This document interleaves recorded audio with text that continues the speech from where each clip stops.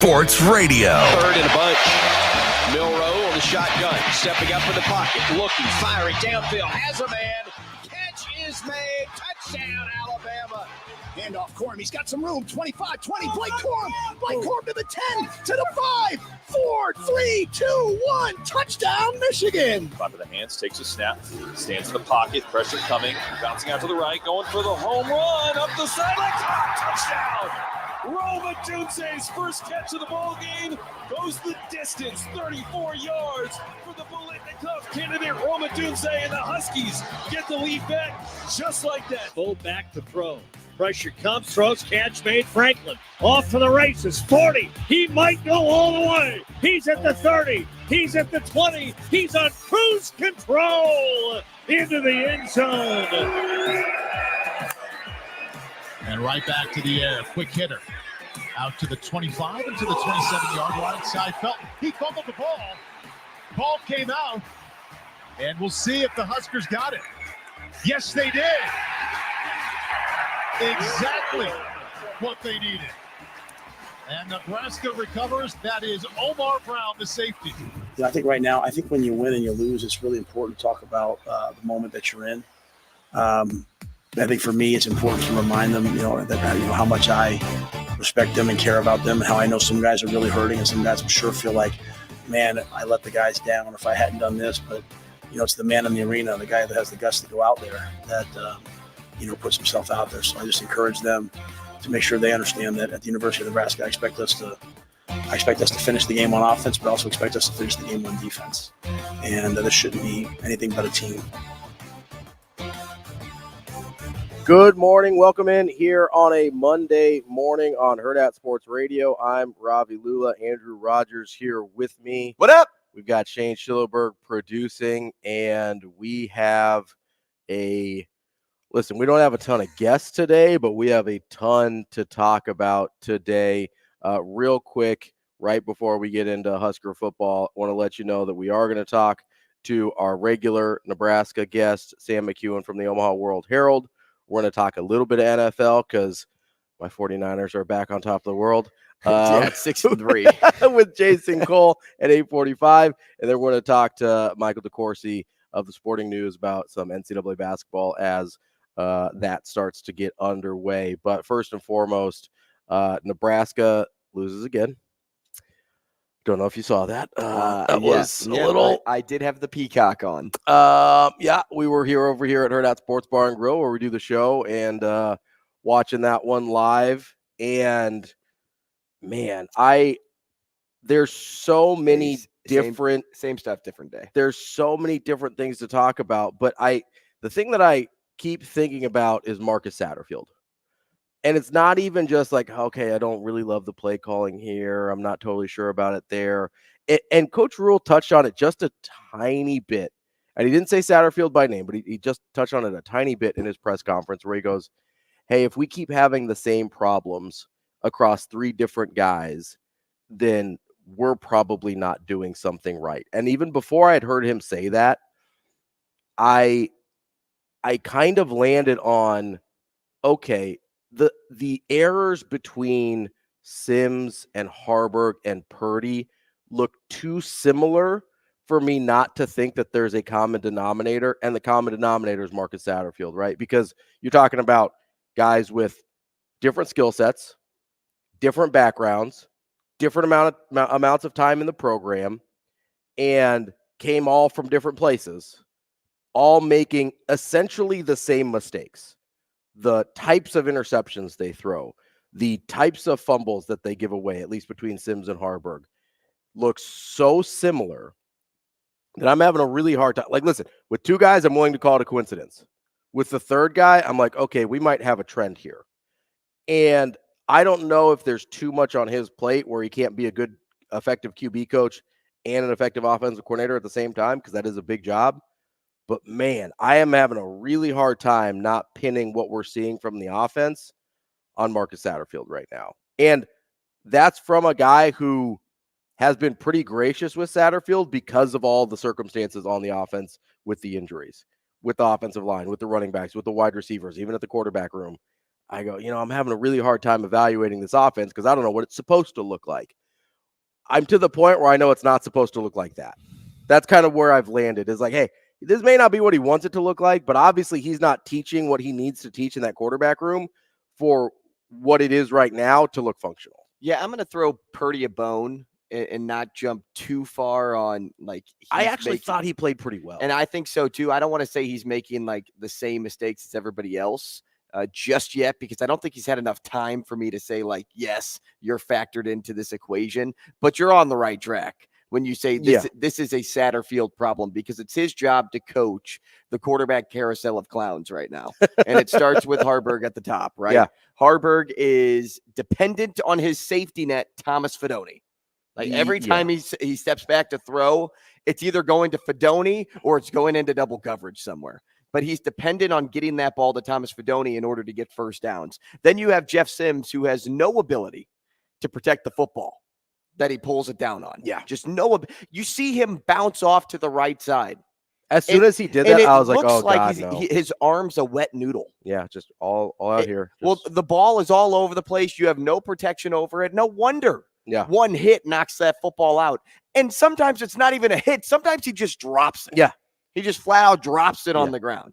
And then you have Purdy come in, who obviously throws the best ball. Mm-hmm. That's at least what we've been told all offseason and it looked like practice. And yes, it did too. Yeah. And I don't know exactly what happened on that play, on that interception. I still have like 4 different scenarios. I think there are like 3 or 4 different things that could have happened. And people on Twitter, and guys, I appreciate the interaction, because people have very strong feelings about what happened.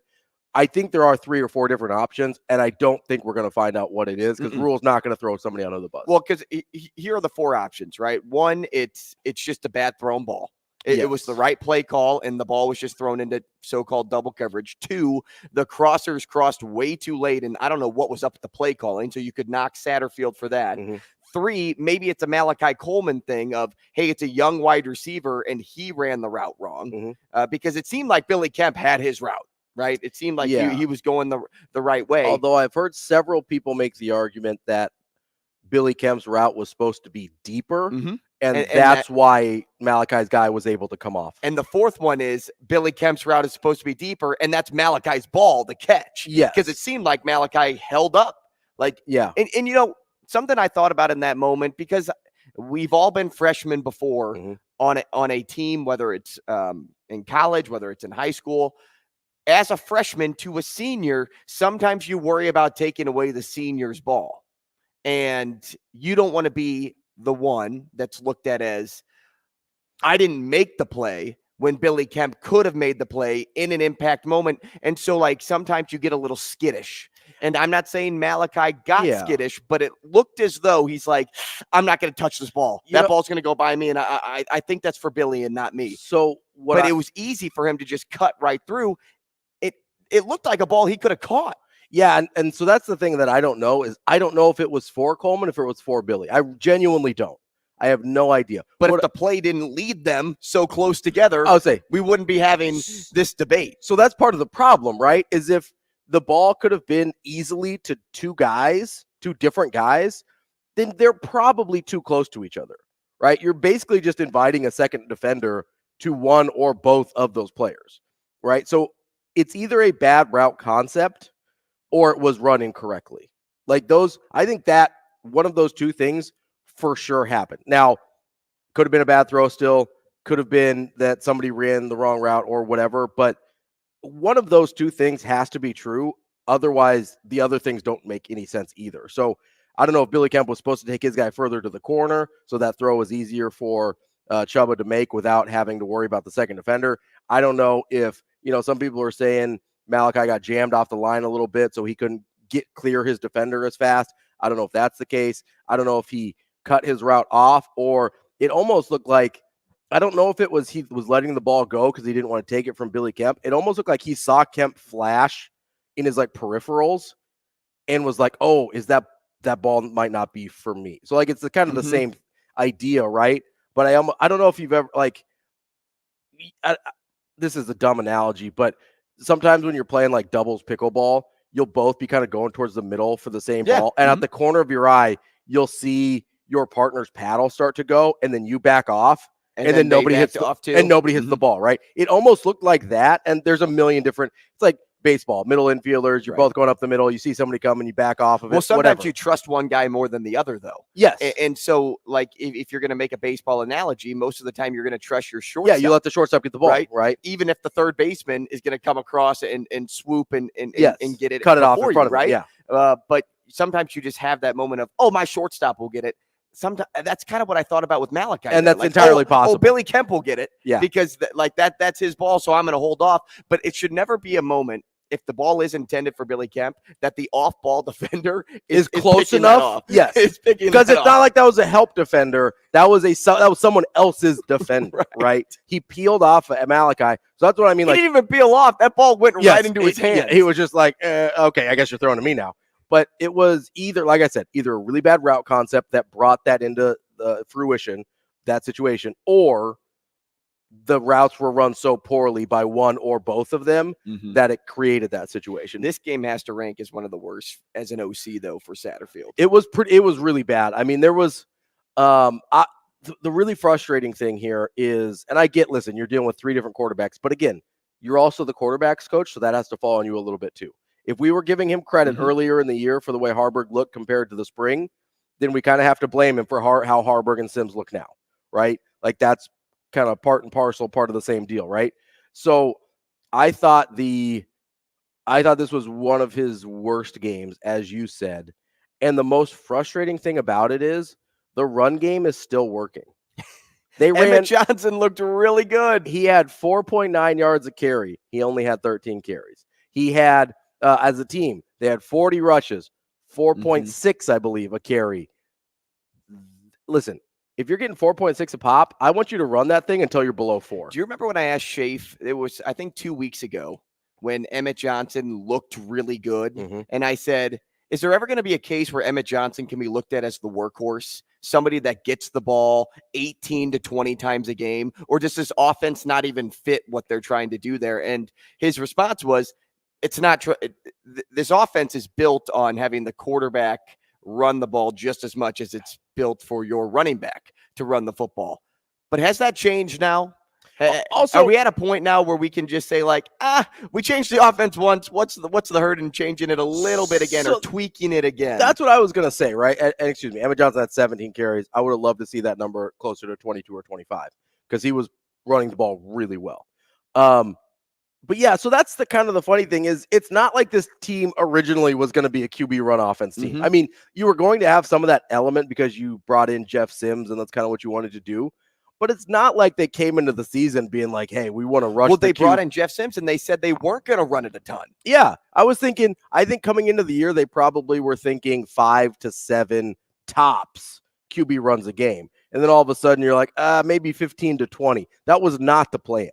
So what's the difference to be like, hey, and they did it because they thought that was their best way to move the ball. Well, it's like, okay, your best way to move the ball right now is Emmett Johnson. So why don't you just pivot a little bit more?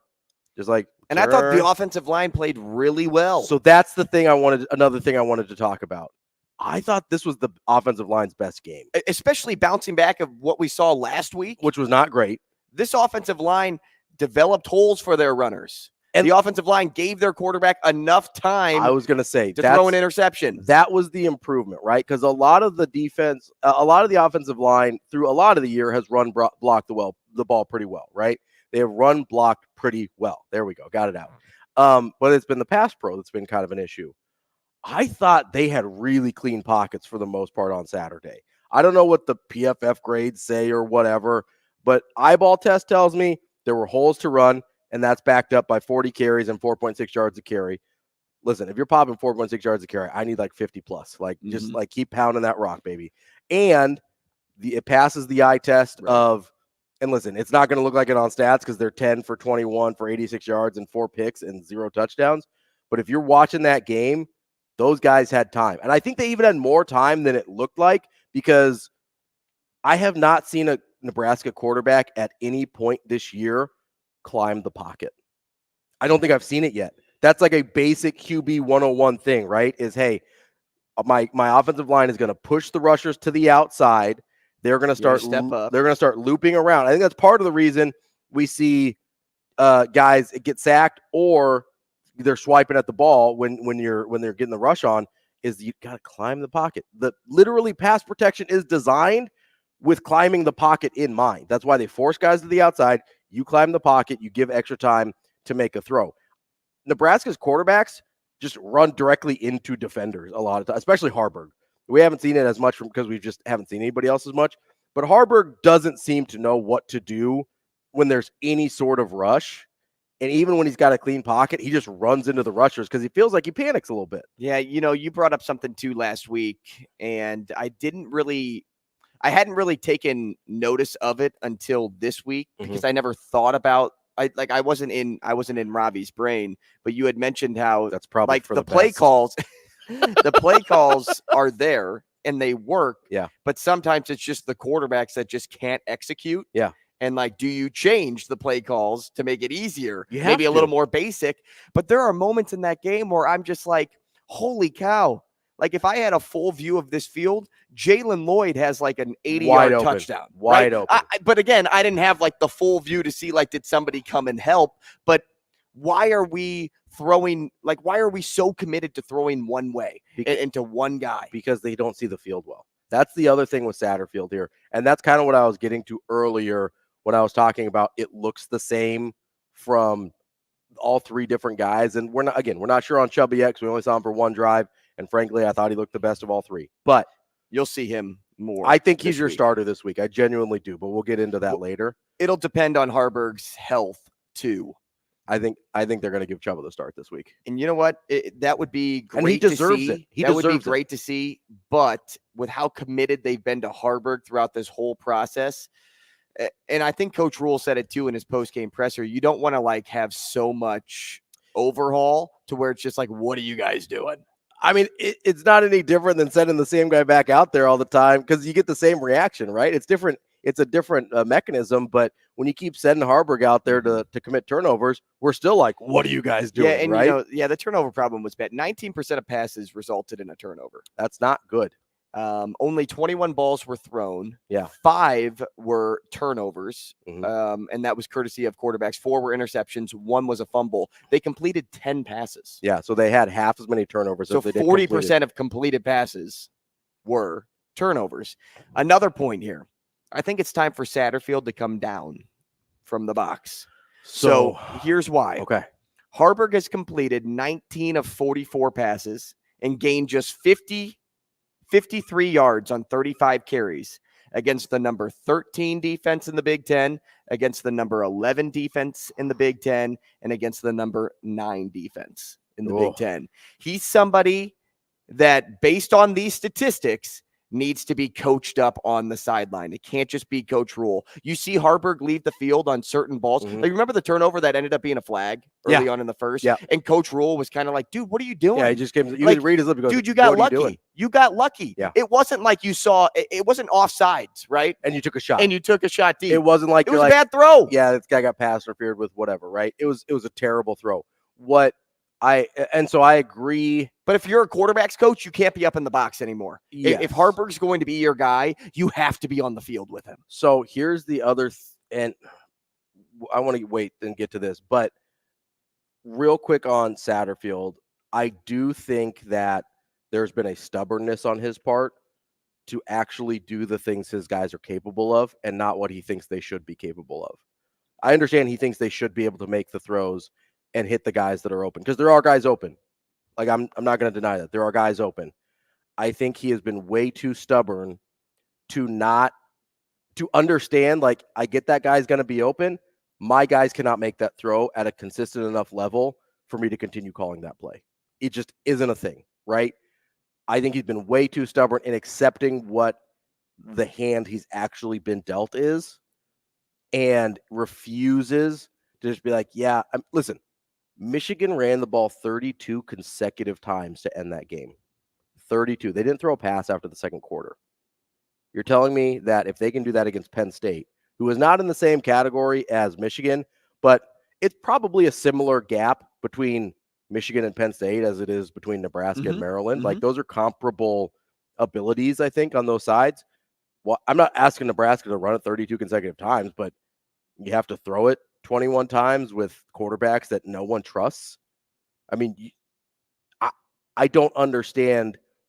Like, I just don't understand, especially when your offensive line is playing well, especially when you're getting 4.6 yards a carry for across your entire team. That includes some crap QB runs and pressures and things in there too. Like Emmett Johnson at 4.9 a carry. If you can't, like if Michigan can do it, and I get they're better than Nebraska is, but if Michigan can do it, why is Satterfield like, oh no, we can't do that here? And look, run the ball on third down, on 3rd and goal, right? We'll go back to that play we started on with Malachi and Billy Kemp getting crossed up. That should have been a run play. Even if you don't get into the end zone, it's fine. Here's the last thing I will say on Coach Satterfield, at least for this segment. Probably not the last thing, but for the first segment, maybe.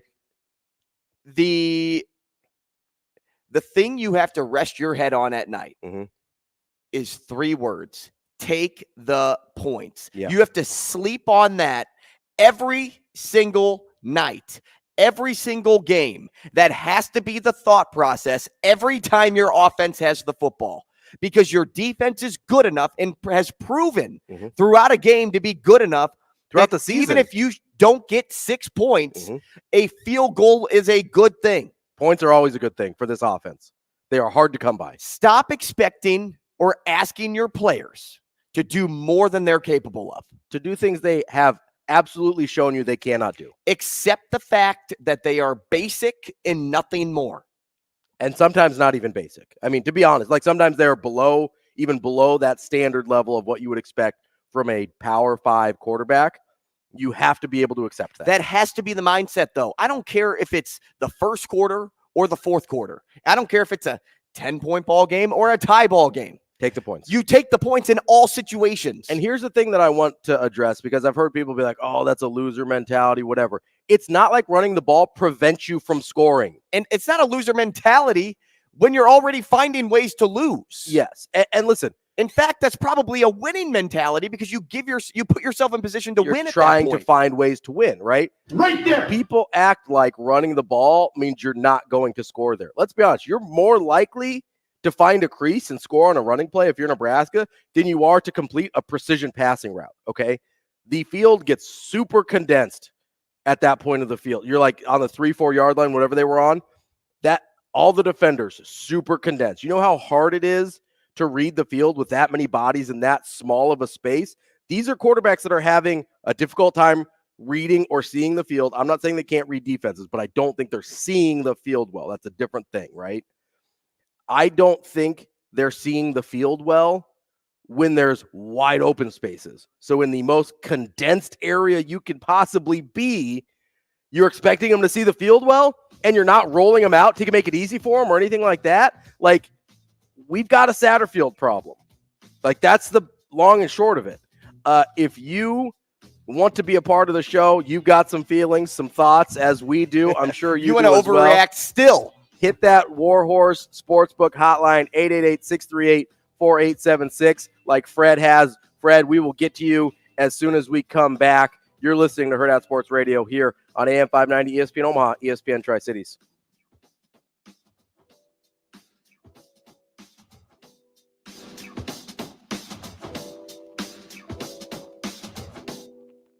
We will be back.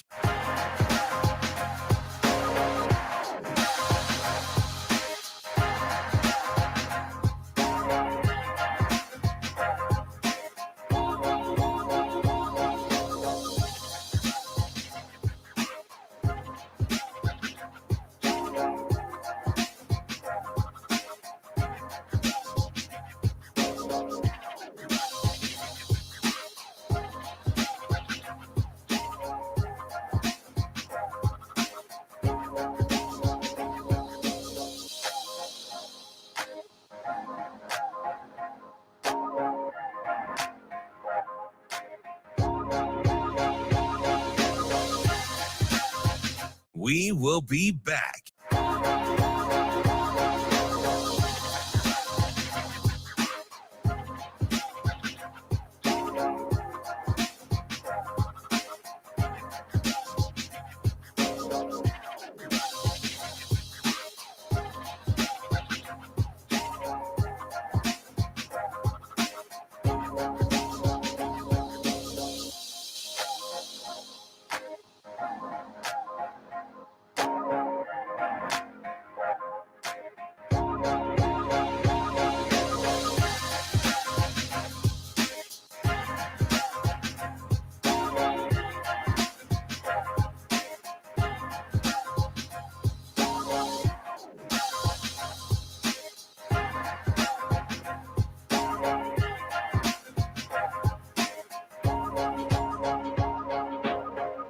We will be back.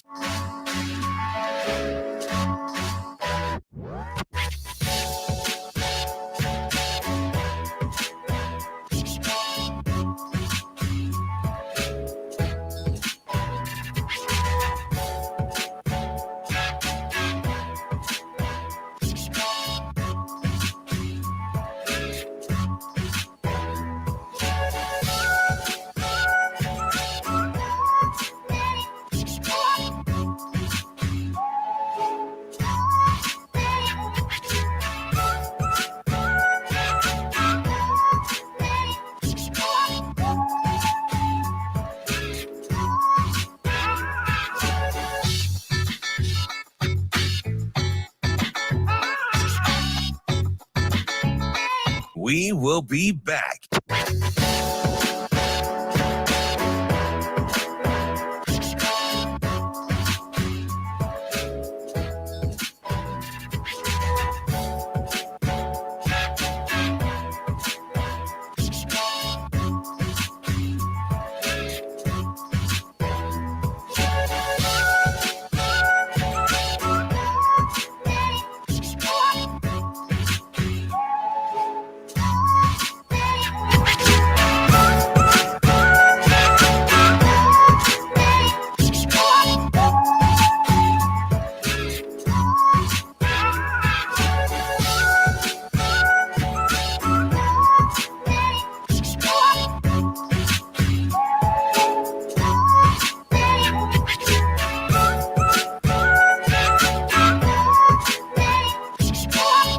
We will be back.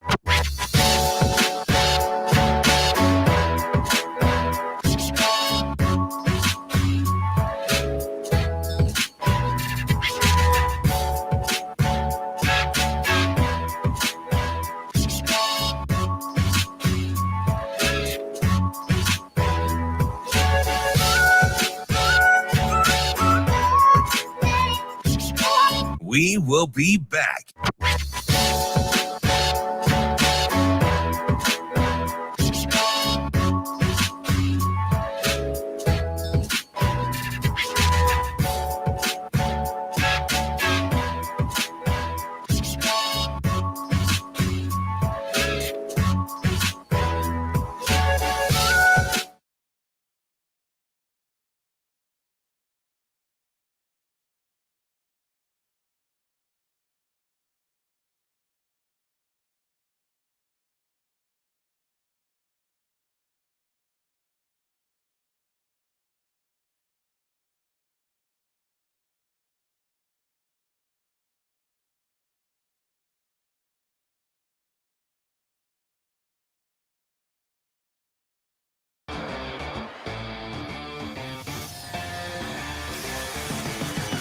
You're listening to Hurrdat Sports Radio. The first and goal play. You have to forgive me. I'm trying to think back to the play calling as it happened. The third down play. I mean, I think for us, it was man. You have a corner out versus man. Their corner that was playing number one in man made an amazing play. He's playing. The guy just came off and saw the ball and picked it off. I think we're on that play we're trying to win the game. We're trying to. You think a corner route's can either be incomplete or kick a field goal. So I don't know that you can. I don't know that you can do anything else on that. The play before that was a hand. The first down play was a handoff, and Chuba's taking third down reps. It's not a zone read. It's just a handoff. He pulled the ball because the guy came up the field, should have just handed it off. I haven't seen the tape. Maybe he saw something I didn't see. I think when he got outside the pocket and realized he had no protection, he threw the ball away. But that was a running play, run call. It was not a pass play or an RPO. Welcome back to Hurrdat Sports Radio. I'm Ravi Lulla. Andrew Rogers here with me. We are on AM 590 ESPN Omaha, ESPN Tri-Cities. Want to hop right back into Husker coverage. As we do that, want to talk to our friend Fred on the Warhorse Sportsbook hotline. Fred, what do you have for us? Well, I guess my point is it doesn't make any sense to me. Satterfield calls a game like he's calling a professional game. He calls the offense that he wants the offense to be, not what suits the players. Mm-hmm. they talk out of both sides of their mouth. Rule and some of the coaches said we are a defensive team, but when they get down there in a tie game, he risked it to try to get a touchdown instead of getting the 3 points, the lead, and depending on the defense to close the game out. And he's done this several times. We'll run the ball down in games for 50, 60 yards and then call 3 pass plays in a row. I just don't think he's suited for Nebraska college football in Nebraska. I think he's more of a professional offensive coordinator. You're right, Fred. I mean, Fred, we appreciate the call. It's okay to go for the touchdown. Yeah. Like, if the touchdown's there, it's cool. Yes. Like, that's not what Fred's saying. What Fred's saying is it's also okay to play it safe. It's like, trust your defense. And also having a safer play call. And maybe he thought that was a safer play call, but then know your guys better. Because anytime your guy is just any Nebraska quarterback at this point, anytime they're just standing in the pocket and having to make a crowded precision throw, that's a risky play for Nebraska quarterbacks as currently stated, right?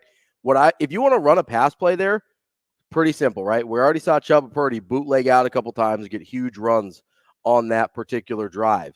Real easy. Just play fake, bootleg. He's got one, maybe 2 guys. You either have one guy running across the front of the goal line.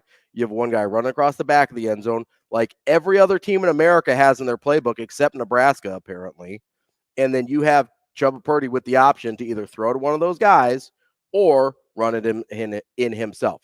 That is, at most, you're dealing with like 2-3 defenders that you have to navigate. You're not dealing with the entire defensive line, all the linebackers, plus the coverage you have to look at on the outside of the throw you're making. I don't understand why he cannot seem to get his brain around the fact that Nebraska quarterbacks don't see through the bodies well. They just don't. I don't know if they aren't reading the defense correctly. I don't know if they're just not seeing through the traffic or what. But one way or another, he has to realize that his guys aren't seeing the field well. Back to the Warhorse Sportsbook Hotline with Brian. Wants to talk about turnovers. Brian, what do you got for us this morning? Yeah, good morning. Thanks for taking my call. Good morning. I was just curious, with opposing defenses making it look so easy to create turnovers against us, I was curious on your guys' take if you thought there was any link between our offense and our defense, thinking mainly about the quarterbacks, like practice, ones-on-ones. Like, is this happening in practice, you know what I mean? Or is it giving them a false sense of like security on both sides of the ball? Just trying to make sense of a lopsided turnover margin. Yeah. No, it's a good thought. Brian, appreciate the call. So I think it is happening in practice because... Is it actually happening in practice, though, or are they not in like live game moments enough in practice where stuff like this does happen? Don't know about this portion of the season. Or is it like a sense of feeling more comfortable in practice than in the game? Because if you're more comfortable in practice, maybe you're not making those mistakes like Jeff Sims is throwing off his back foot. How many times do they hit the quarterback in practice? Never.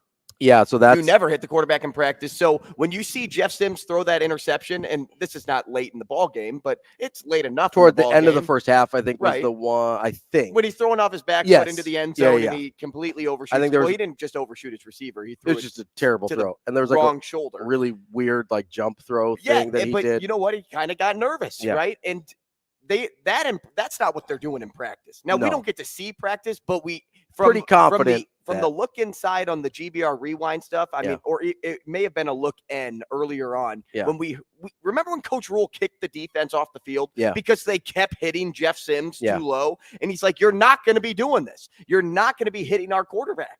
So they're not feeling the pressure that they're feeling in the game. They're not feeling like they're going to get crushed like they are in the game because practice is a little more safe. Yeah, which I understand. Obviously not wanting to hit the quarterback. You've had Sims banged up. You've had Harburg banged up. You've had Purdy banged up. You've had all three of them banged up. You probably don't want them taking any more hits and that's pretty common, right? That's the thing. It's like, okay, pretty much no program in the country allows their quarterback to be hit. So I have a hard time saying like that's the problem, right? Because nobody like this is how it is. I think it goes to a sense of comfort. Sure. Once you transition to so the what game. Nebraska has to figure out how to do is how to teach them well enough in the comfortable environment or the more comfortable environment that it translates to the real environment, which is something apparently other programs have figured out, right? Because you see it everywhere with successful quarterbacks, because those guys aren't getting in practice either. There's something that is disconnected with the way Nebraska is teaching them how to see the field on passing plays. And I don't know what that is because we're not at practice, but you don't see the same types of mistakes out of three very different guys unless it's being either taught or allowed to be practiced that way. They may not be specifically being like, hey, yeah, go ahead and throw it into that triple coverage. But however they're teaching them or allowing them to read the field and see the field in practice is what we're seeing in games. Because earlier in the season, and I don't know how much he said about it lately, but certainly coming into the first few games of the season and through the fall camp, you kind of heard him insinuate that they weren't taking care of the ball real well in camp. Now, we all assumed that was the fumbles from Anthony Grant and stuff like that, but I also think he was talking about the quarterbacks. I think he specifically had talked about Jeff Sims, and I don't know if, I can't remember if that was before the season or just after the season had started, but he had specifically talked about how Jeff Sims had some ball security issues. And again, we kind of all assumed it was fumbles, but I think it was probably interceptions as well, if we're being honest here, based on how everything's looked. Now, it was probably also fumbles, seeing the way Jeff Sims just kind of carries the loaf of bread out there. But I have to imagine, I genuinely just don't believe that these things only crop up in games because they happen so often in games. There's no way that it's isolated incidents. Like if you're just talking about, I would understand it if it was, hey, they don't feel the pressure well and they're getting the ball like strip sacked a lot and stuff like that. I would understand that. But they don't do any of it well. They don't climb the pocket well, like I was talking about earlier. They don't see the field well. They don't really manage bad plays well. Listen, a guy's not open. You don't throw it to the guy that triple covered. You get out of the box and you throw it out of bounds. That's the play. And every quarterback in the country knows that, except for apparently the three on Nebraska's roster. That's what I'm having a hard time figuring out is, okay, how is Nebraska so bad at the things that seemingly every other program has figured out how to do? Just like you said, basic stuff. Being able to throw the ball away consistently without throwing it into harm's way. Being able to climb the pocket so you have an extra half second or second to see the field. Being able to roll your quarterback out so he's got a cleaner vision on the guys that he's trying to find to pass the ball. Leaning into the things you're doing well, like running the ball, rather than continually putting bad passers in bad situations. Every other school in the country that has any sort of winning has figured out how to do this. And again, it leads me to believe, I wonder how long Marcus Satterfield has play calling duties. Well, and that's another thing that we heard a lot of, when is Rule going to take over play calling abilities? Now, I don't know how often in his career he's actually taken over a play caller's abilities. Right. But what I can't say is this. These quarterbacks have to find a way to be uncomfortable in the uncomfortable. Mm-hmm. They have to find a way to do that. What that is, whatever they learn in practice, whatever it is in a game, somebody's got to teach them that. Mm-hmm. Because these three guys aren't comfortable in the uncomfortable. They're not. That's where I kind of sit today. How are they going to do that building up into Wisconsin? Wisconsin's not a good football team right now. They're in a bad place culture-wise too. Yeah. How do you take advantage of that and make sure that what's happening to them doesn't happen to you? All that and more coming up next on Hurrdat Sports Radio. We will be back.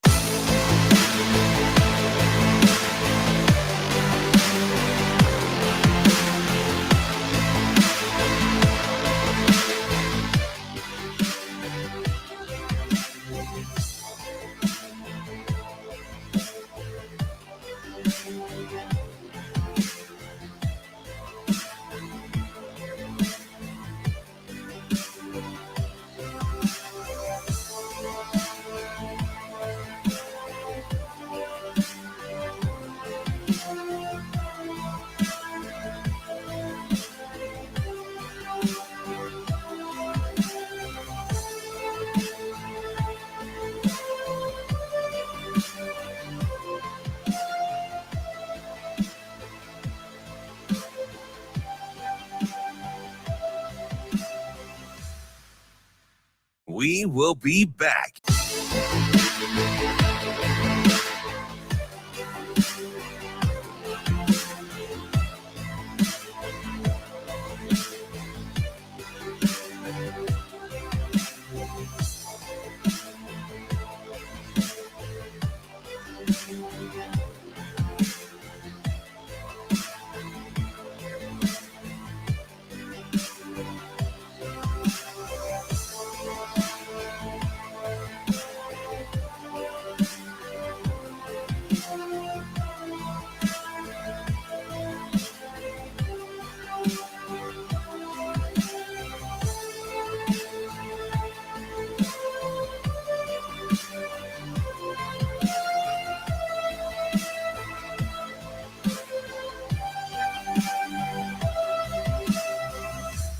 We will be back.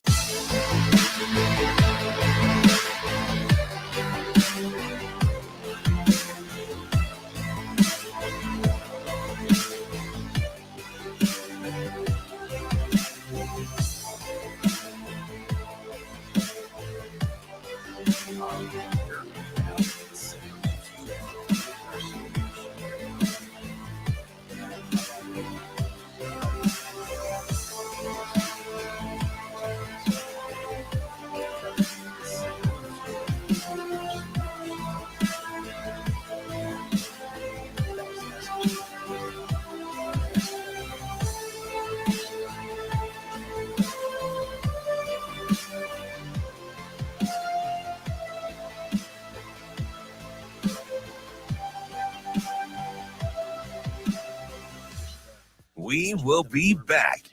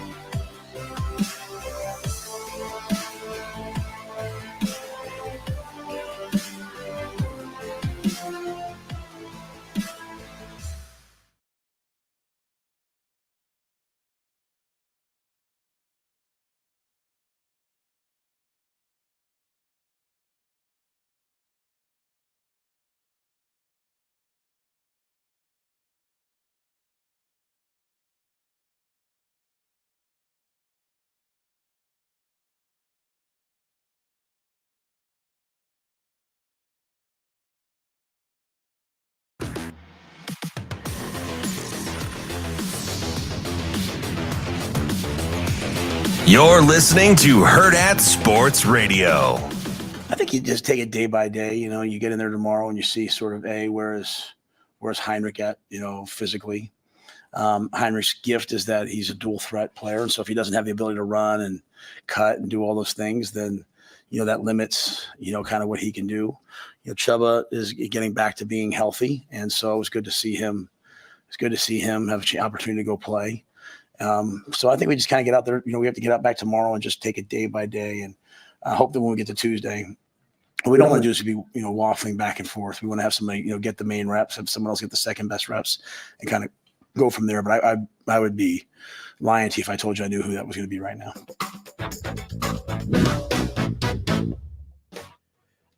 Wrapping up hour number one here on Hurrdat Sports Radio, AM 590, ESPN Omaha, ESPN Tri-Cities. I'm Ravi Lulla. Andrew Rogers here with me as well. In just a few minutes, we're going to talk to our friend Sam McKewon from the Omaha World-Herald. But before we do that, I want to tell you about our friends over at Dingman's Collision Center. They've got 4 great Omaha area locations, locally owned and operated. They've been first place best of Omaha for 18 years running. That's because they invest in 2 major things: the latest technology so that they can work on any make and model, and they invest back in the community with their give back program. Every car repaired equals money going back to the community with that give back program. Make sure you go to dingmans.com to check out more of their services and about their give back program.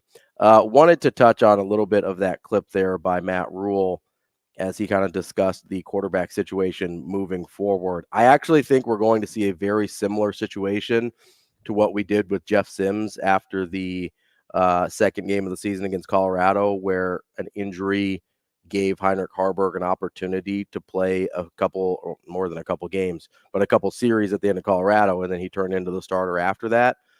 I think we might see that here with Chubba Purdy and Heinrich Haarberg as well. I think the coaching staff may use this as an opportunity to say, hey, unless your legs are 100%, you're really not bringing what we need to the table, which is fair when talking about Heinrich Haarberg, because if you're relying on his arm, we saw it 2 weeks ago when he threw it 28 times, you're in a bad way if you're asking that dude to throw the ball a ton.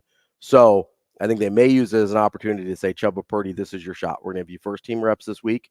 We're going to prepare you, and we're going to see what you have, because they know what Heinrich Haarberg has at this point. They may be able to coach him up and help him out in the offseason. Right? They're not changing in the offseason. I saw the look on your face. In the offseason, right? Because they're not changing the motion now. They're not going to fix his inability to see the defense now. They're not going to. None of that's changing in season. You got 2 games left. You're talking less than 2 weeks, right? Because you got the short week on Thanksgiving with Iowa. None of that's changing before the end of the season. So maybe you see what you've got in Chubba Purdy for 2 games, because, I mean, listen, it was 1 drive, but he looked the best of the 3 quarterbacks on Saturday, I thought. And, frankly, he's the only one that doesn't abjectly terrify me when he throws the football. And I get that he threw an interception still. It looks like an actual person who knows how to throw a football, though, as opposed to someone, not to be too mean to the other guys, but it looks like this is kind of their first time in a structured offense, right? They're kind of like that kid on the playground that you're like, hey man, that guy's got a killer arm, let's bring him out on the football field. And the first time you throw him out there, like, yeah, he's still got the killer arm, but it doesn't look super great. He doesn't totally know what's happening. That's how the other guys look. I'm not saying Chubba's going to be any better than that, but in the 1 drive that we saw him, he looked way less panicky. Yeah. I mean, the thing that I've had a really hard time with Haarberg with has been the last few weeks. I don't know if he's been banged up. It sounds like he has been. But even when they call run plays for him, he kind of freezes. Like it kind of seems like he's trying. And I don't know if it's just thinking too much like they talked about. He looks like he's just processing things in real times and not particularly quickly. Whereas earlier in the season, he was just going, right? And maybe we're in the Chubba Purdy portion where, like he doesn't know what he doesn't know. So he's just going at this point.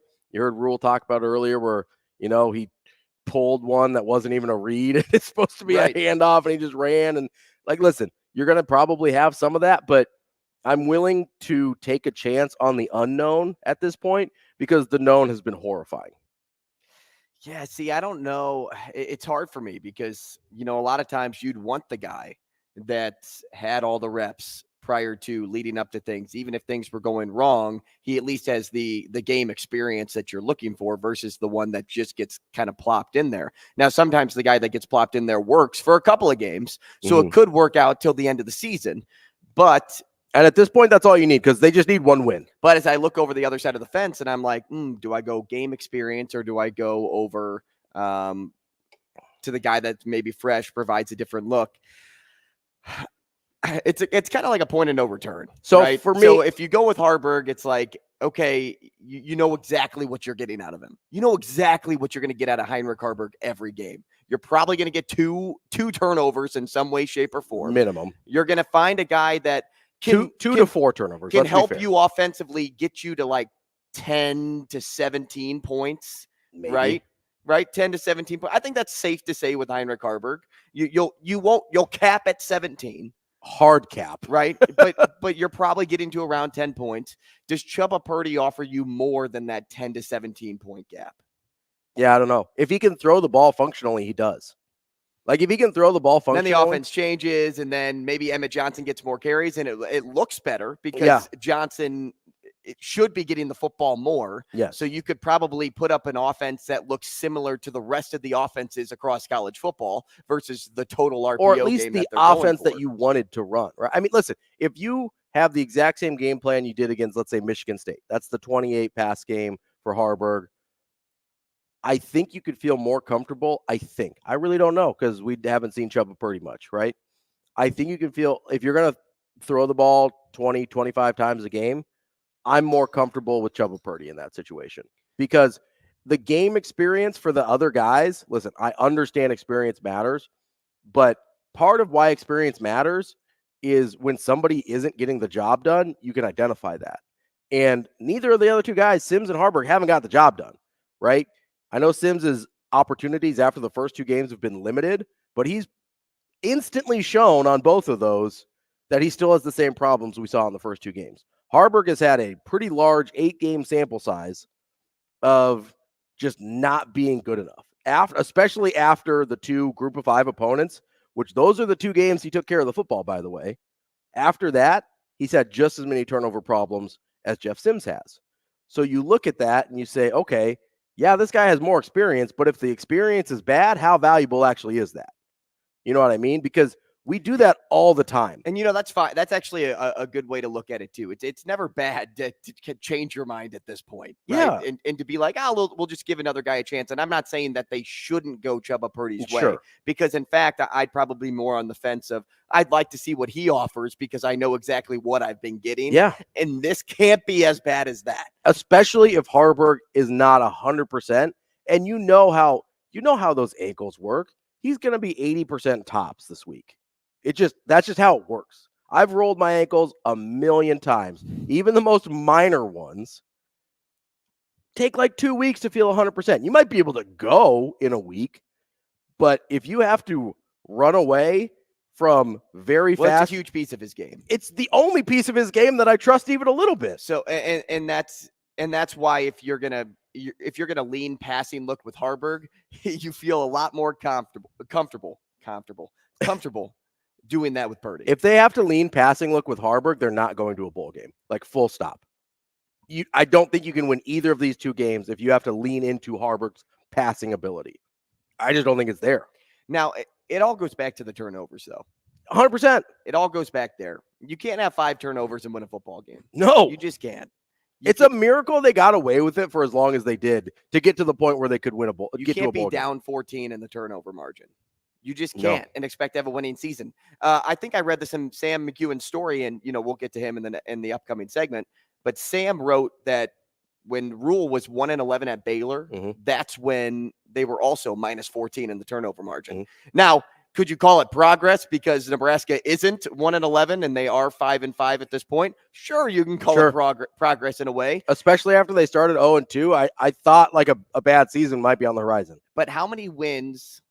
We'll go back to war like we did in wins baseball. Above replacement, baby. How many wins above replacement does your defense offer you that Baylor's defense didn't offer Rule when he first got there? Probably 4. Probably about 4. Probably where we're at right now. Sometimes you can just find ways to win games even when your offense is bad because your defense is fantastic. Yeah. Real quick, we've before we get to Sam McKewon, we've been harping on a lot of the negative. I do want to point this out in something that I've been really impressed by. In the last 2 games, that's 8 full quarters, Nebraska has been called for 1 penalty. 1 penalty in the last 2 games. So can we turn that into turnovers? I mean, yes, if we could have 1 turnover in the last 2 games, I would be over the moon. And I'll even say if they only have 1 turnover in the last two games, they're going 2-0. I'll tell you this too, and I'll throw this out to Nebraska. I will shut my mouth. I will let Shane punch me in the mouth if Nebraska wins a turnover margin and loses a football game. I'll shut my mouth. That's fair. Yeah, I mean, I won't be critical anymore. That would be awesome. I don't think you have to worry about that because if they win a turnover margin, they're definitely winning a football game.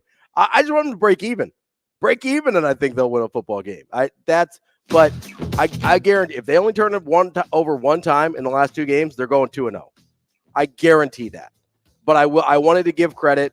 The penalties were a huge problem earlier in the season. I get some of it's probably a little bit of luck, but they've obviously cleaned up a ton of that stuff. So I do want to give kudos where they are due because certainly we're going to be more critical throughout the show because there's a lot to be critical of. Well, I'll tell you what, Nebraska tastes as good as my grape sparkling water over here. Which is not good. Not great. Coming up next, you know who is great? Our friend Sam McKewon from the Omaha World-Herald. He is coming up next on Hurrdat Sports Radio.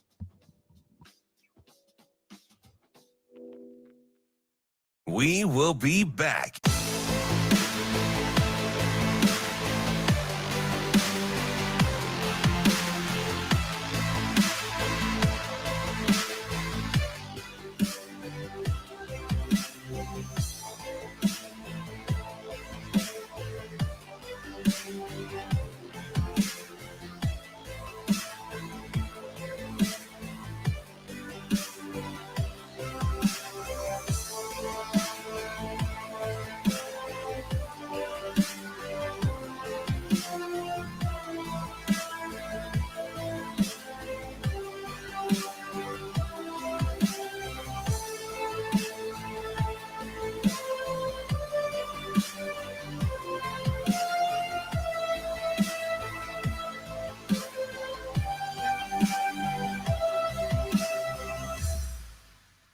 We will be back.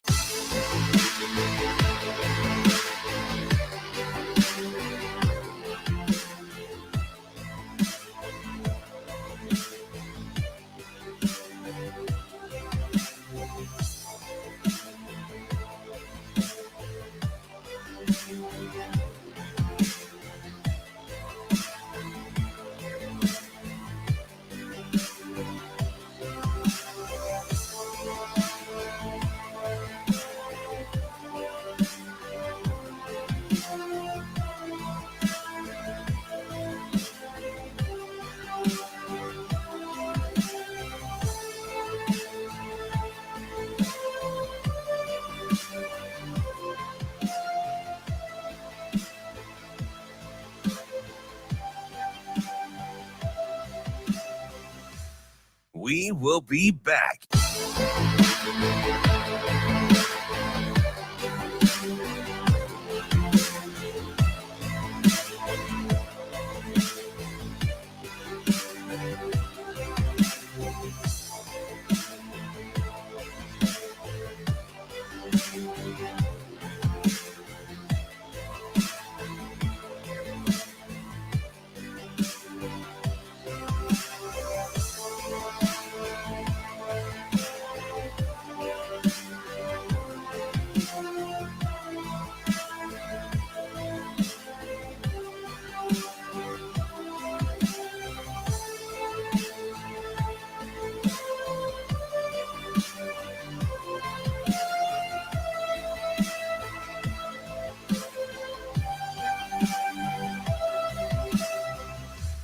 We will be back.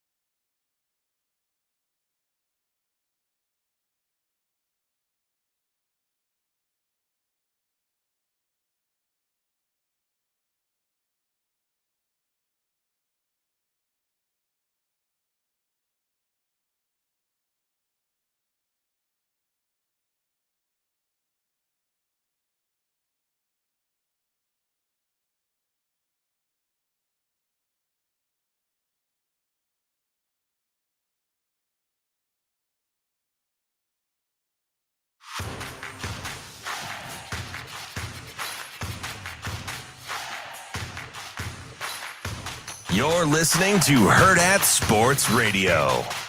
Here is the sports editor for the Omaha World-Herald, Sam McKewon. That's fine. fine. That's fine. That's fine. Sam McKewon. We're gonna throw the ball, and you just stand back there and throw it where you want to go. And that kind of thing. Sam McKewon. Are you guys going? Sure. Now, Sam McKewon. I believe that our seniors, they're winners. And I know how badly they want to win, how badly they want to finish with a win and get to a bowl game and all those different things. And sometimes you have to overcome these circumstances and show back up, when you're kind of crushed to get there. And I expect our guys will do that versus a really tough Wisconsin team next week. And so, but that was the message. There wasn't a lot of yelling and screaming. I know the guys played hard. They laid all their heart and soul on the line. Got guys banged up, other guys stepped in. I just want them to learn from it and continue to get better. Kicking off hour number 2 here on Hurrdat Sports Radio on AM 590, ESPN Omaha, and ESPN Tri-Cities. I'm Ravi Lulla, Andrew Rogers here with me, and we are joined now by our friend Sam McKewon from the Omaha World-Herald on that Warhorse Sportsbook hotline. Sam, how are you this morning? I'm good. How are you guys? Good. You seem like you're in a much better mood on a Monday after the loss that we experienced than most people. Yeah, I mean, my mood is not contingent on them winning and losing. I've been covering the program for a long time, so and that's true. Like it never has been. I don't gauge my work on whether they win or lose. I don't have a choice. I mean. The approval rate of Congress is low, but people got to cover it. So. Sam, Shane just got it. He just started laughing. Sam, as you kind of look back at the game on Saturday, obviously the quarterback position is the hyper focus of most people, myself included. I guess, how much do you look at what we've seen from the quarterbacks now, all 3 of them that are, scholarship quarterbacks on the roster here? How much do you look at it as an individual problem, and how much have you started to look at it as, hey, maybe we have a Marcus Satterfield problem? Oh, I mean, I think there's things going on, with each one of those guys that maybe a little bit different. I think the sample size for Purdy is too small. Sure. But, his one drive, which was successful up until the last 3 plays of it, is contained two of the more defining plays of the game. So things that really hurt him. So you got to look at it that way. I think with Jeff Sims, I think he's just not the guy that he was when he was at Georgia Tech. And I don't know. I'm sure there's explanations for the final interception for sure. I don't know exactly. We'll find out today. Rule was trying to explain it, but I don't really know. Did Sims not let the routes clear? Did he think Kempson was going to do something else? I don't know. The fumble obviously shouldn't have happened, and that play just shouldn't have occurred. Mm-hmm. And it did because, Sims wasn't doing what he was supposed to be doing. I mean, you can watch that play 100 times and know what he was supposed to do, and he didn't do it. He did what Anthony Grant likes to do, which is, not run into the hole and try to go somewhere else. So, I don't know. That's something that's unfortunate. And then you have Harburg, and I just don't think Harburg's been, A, he's beat up, clearly. B, he's not playing very well. Mm-hmm. I mean, there's just no other way to say that. And for people who, you always have to have the the longer view and understand, and preach caution where it's necessary. But some of what we're seeing with Harburg is just a byproduct of defenses adjusting, of playing Power 5 defenses instead of,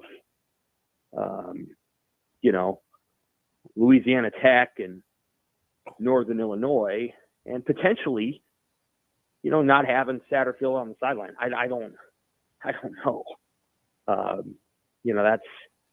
That's something to watch. But he's just not playing very well. And one of the things that you can't do when you're a head coach is like, if your team doesn't play hard, or if your team doesn't show the right edge or energy, you can do what Rule did after the Illinois game, right? Mm-hmm. Like, you can get worked up and fired up, but quarterback play, while to some degree it's about toughness, right? To a greater degree, it's about all of the things. Mm-hmm. It's about precision, and it's about discipline, and it's about know-how, and it's about a lot of different things. It isn't just about culture.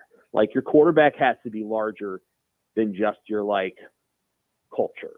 And so he can't afford to be Luke Reimer.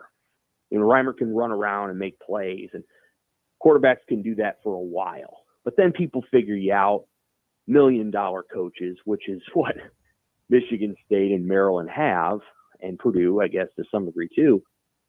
And then you have to adjust. And so I think that's one of the things they're working through. And it's the hardest position in sports. There's nothing harder.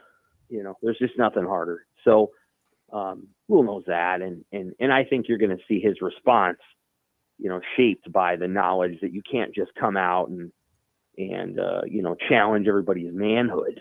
That's just not how it works. I mean, the position's more complex than pure guts. And so it's kind of a mess for sure. I don't know exactly how they're going to figure it out over the next 2 weeks, but they've got to get better play than they've gotten in the last 3 weeks. It wasn't great against Purdue either. Frankly, it wasn't that great against Northwestern. Mm-hmm. It just hasn't been real good. And so they've got to find a way to get it a little bit better. And if that means you got to be a little more modest, then you're a little more modest. But they got to figure something out. Sam, you mentioned that Jeff Sims isn't the same guy as he was at Georgia Tech, although some people would say that he is exactly like he was at Georgia Tech with the turnovers. What do you think, what do you personally think it was what Nebraska was expecting to get out of Jeff Sims when he got here that was different than at Georgia Tech? Well, not a player who turns the ball over. I don't know how many total plays he's had this year, guys, but I think he was responsible for 7 turnovers in the first 2 games. I can't remember exactly what the number was. Yeah, Sam, I think I saw he's played, right at 70 plays, and he's responsible for 9 turnovers total now. Yeah, so certainly not that. Not that. The fumble against Purdue was, I was like, I just don't know if this guy can play again. I mean, that play was bizarre and strange, yeah. And so there was that play, and then there was, the fumble on Saturday, and then they put him back out there. And I don't know what else you could say other than I think the thought process is, well, he just fumbled, and now the game's tied. Let's go throw a deep pass. Mm-hmm. I mean, I don't know. I don't know what. So, again, I understand, but I think I understand. I'm not a coach. I'm not a former player. All right. I think I understand the concept behind we are going into the wind. We need a big play. We need a chunk play somewhere. We need to be able to provide that. We think we can beat their defense on man coverage. We don't think they're that disciplined. Nebraska was right about that. We think we can get these guys for a big one. We just have to scheme it up and protect our quarterback. And I'm sure it's extremely deflating to then see the decisions that are made. Harburg had a touchdown on his interception. He had a touchdown. Billy Kemp is open for a touchdown. And I have to think Kemp is a primary read on that play, and Harburg just didn't throw it to him. He threw it to Fedoni, who was coming out of a break. And people might have thought Rule was talking about that Fedoni interception when he was talking about being animated. That was the interception, that Sims' first interception, and it wasn't Harburg. Harburg just threw it high and wide of a guy who wasn't open after ignoring a guy who was for a touchdown. So I don't know. I just don't know. It's challenging to talk about these things in such frank terms because we've done it a lot over the course of covering the team. And nobody wants to be rude because the team's won 5 games, which is more than any team at Nebraska since 2018. And you have to have some acknowledgement of that. And I think you have to keep things in context. But simultaneously, it appears that they could have won 8 by now. Like they could have had Iowa season. Easy. I don't think there was much keeping them from the Iowa season. It's the worst Big Ten we've ever seen. And so, outside of 2 teams, Penn State's not even very good. No, I mean, they've obviously been a bust. So, there just was great opportunity here, and it feels like it's been frittered away, based on players that just don't appear to always know what they're doing, and that's too bad. Like it's too bad. They basically told Casey Thompson thanks but no thanks, and they didn't say it in those terms, but of course Casey got hurt, so maybe Casey would have gotten hurt again. But man, he could have done a lot of the things that they're doing right now. He could have done quite well. So it's too bad. We're talking with Sam McKewon from the Omaha World-Herald. So, Sam, if you were a betting man, who would you place the wager on taking the first snap at quarterback on Saturday? If Harburg's healthy, I would say Harburg. I think they'll work really hard on getting him ready for sure. It's possible that Chuba can do it. I don't. They must have been really concerned about his injury. That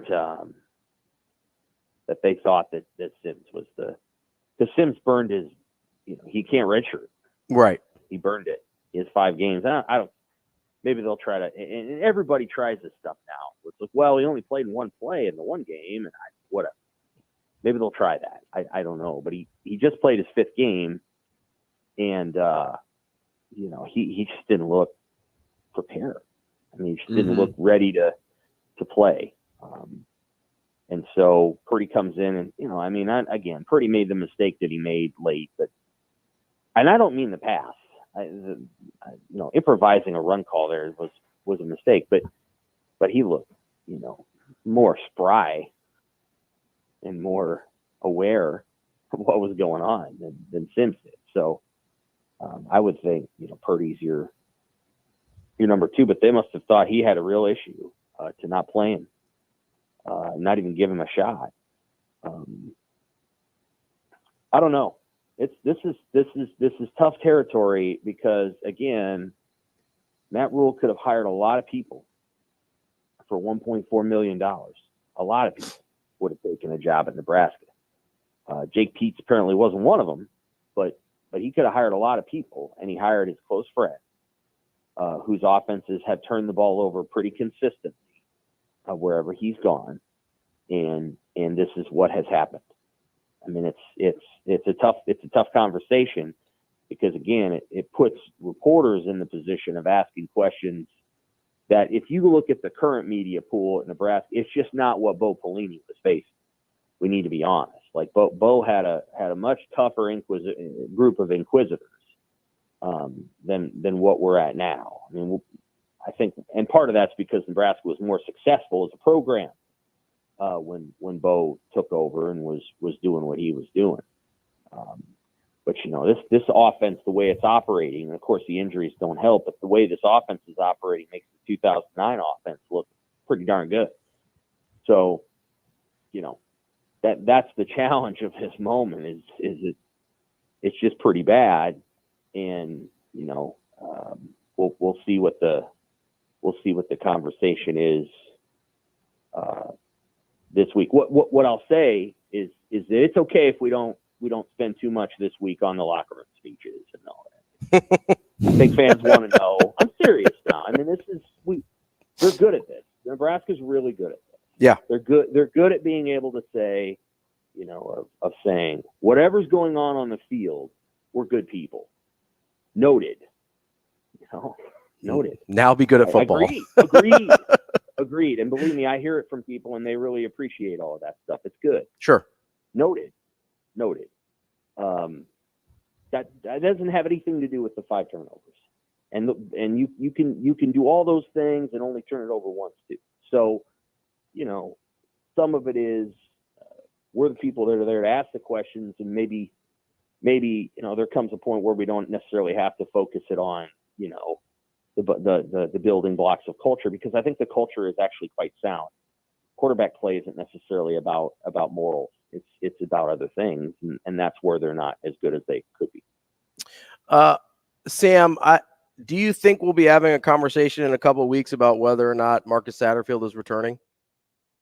We may be having it. Whether or not Matt Rule wants to have it is another question. And he may not. It may not. He may feel like, hey, you know what? This guy's doing what I'm asking him to do. I'm asking him to design big plays and to try to get our offense going. And if you think we're going to run, you think we're going to chunk out 17 play drives for 79 yards and touchdowns all the time, you're delusional. Like, he could say that, and I don't think he'd necessarily be wrong in saying it. Saying, well, what do you want us to do?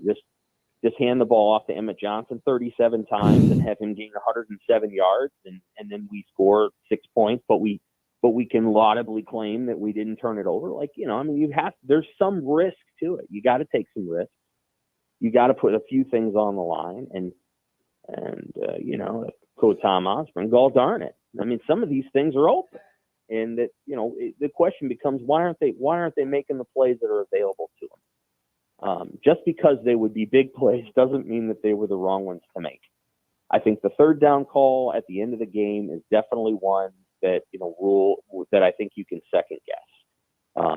Heinrich Harburg at midfield having an opportunity to hit Billy Kemp on a go route from the slot for a touchdown, and instead he throws an interception to a player that he probably didn't need to throw to. I don't think that's Marcus Satterfield's fault, other than the fact that, like, what are we teaching during the week that would lead the quarterback to do that instead of just taking the obvious big play? And I just don't know that that's what's tricky about it. Sometimes the players just don't do what you'd hope they would do, and you gotta examine whether or not that's the player or that's the coach. The challenge is coaches make so much money now that we expect them to be perfect, and they're not perfect. And so that's part of the challenge, is that with the more money that goes into the sport, the more likely everybody is willing to make a change, because they figure that somebody's making all this money, so they got to be right all the time. Coaches are human too. So I'm not necessarily trying to defend Satterfield, but what I'm saying is that, like, it's a complex situation, and they have done such an incredible job of focusing on the fiber and the character of the team and what they want in terms of the fight, the edge, and all that. They've established that. Now I think it comes down to, hey, making heady plays and precision and managing a game well. And those aren't necessarily things you can get just by, off-season workouts. Those are things that you have to improve on in different ways. And so I think that's the thing they're working through, if that makes sense. Yeah, Sam, I guess, sometimes I understand what you're saying, but with Satterfield specifically, and, you talk about the money, and I don't personally care about what assistants make, because, it's not my money. What difference does it make to me? But right. We're not asking for perfection here from Satterfield, right? We're asking for, like, not the worst turnover team we've ever seen, like, which is a very different bar, right? Like, so that's where I have a hard time, even with the injuries and stuff like that, because I feel like I've been pretty gracious with Satterfield up until this point because of that. Sure. But there's just a point where you're like, hey, and like you said, he's got a history of having offenses that turn the ball over. At some point, do you just kind of have to, the same way we look at the quarterbacks and say, hey, this is a guy that can't do X, Y, and Z. Like, at what point do you have to look at Satterfield and be like, hey, this is who this guy is? Yeah, I think that's perfectly legitimate. I think there's something to be said for that. I'm sure he's going to get some, Rule will get some hard questions. Satterfield will too, and they'll have to address those. And again, I'm not trying to necessarily defend it.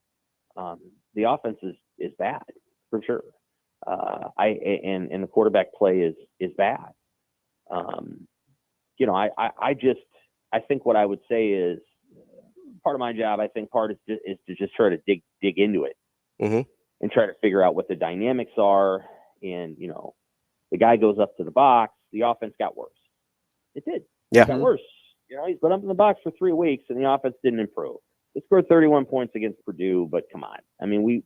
We know how that happened, and we kind of saw it. We saw how they scored, and And you know, in the last week it wasn't good at Michigan State, and you know, it was bad this week. So, you know, like what's happened?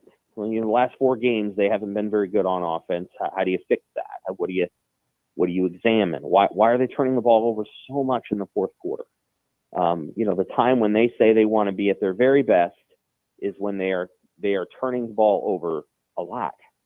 And you know, are they asking players to do things they can't do, and all those other things? One of the fundamental challenges of it is that they decided, you know, Matt Rule decided to hire Marcus Satterfield. 1, 2, together they thought that Jeff Sims was going to be the quarterback for this team. For whatever reason, he wasn't healthy, but he also just isn't. He wasn't the guy. Like, he wasn't the guy at Minnesota, and he wasn't the guy at Colorado. And then when he came back on Saturday, after many, many weeks of, you know, hopefully getting better and, you know, thinking about those things, he fumbles the ball in a situation where it was completely his fault. Like, it wasn't, oh man, you know, bad protection. He had a quarterback counter for 3 yards. He turned it down to try to run around an entire defense. He couldn't do it, and they knocked the ball. And, you know, that, to me, that's just textbook. And then, again, he goes back out there, and it's like, let's throw a big pass. Like, I don't know. I mean, some of the stuff just begs questioning, and we'll see where it goes. Sam, you mentioned Satterfield up in the box quickly here. Got about 145. I read your story over the weekend and saw the statistics that you compiled on Harburg since he's gone up into the box. A couple of things. How important do you think it is for him to move back down to coach his quarterback on the sideline? Or do you think this was kind of like a coaching move for Rule to move him up to the box so he could be the coach for Harburg on the sidelines? If that's one piece of it, or if that's not a piece of it at all, and it is what we've been talking about with Satterfield and some incompetence, you know, if that's too harsh of a term, you know, whatever. But do you ever see Rule possibly taking over play calling duties? I don't. But, you know, maybe I think Satterfield went up there because you can see the game better.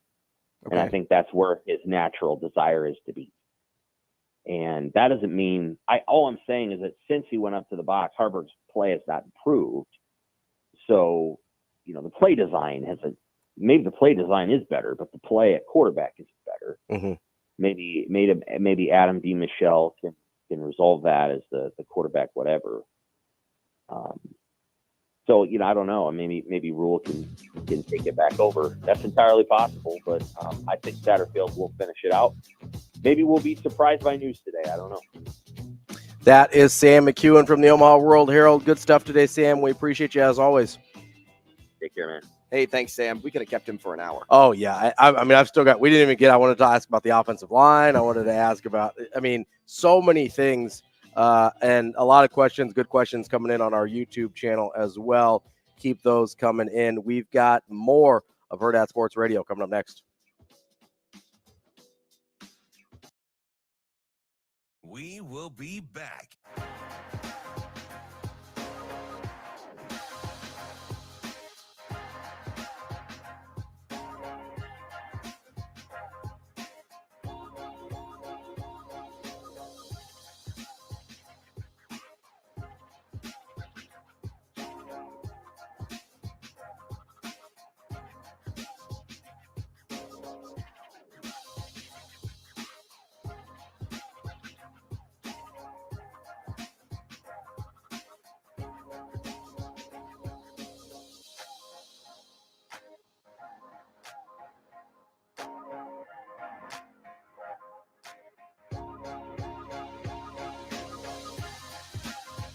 We will be back.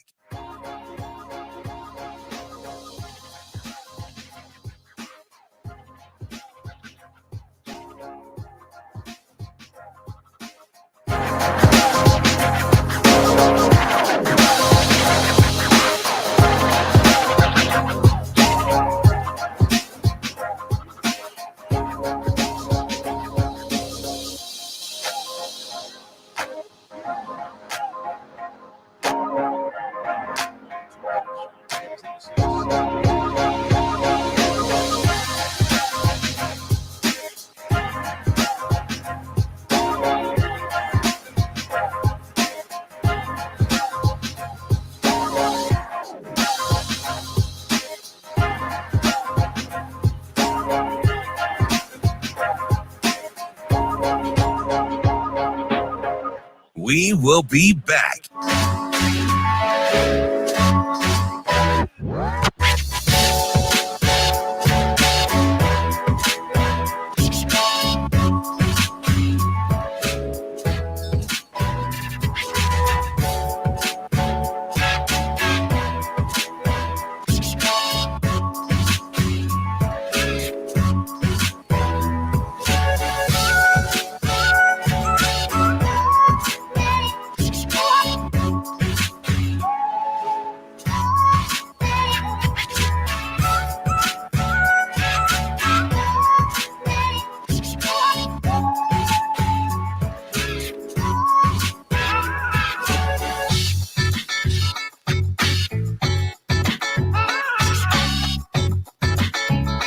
We will be back.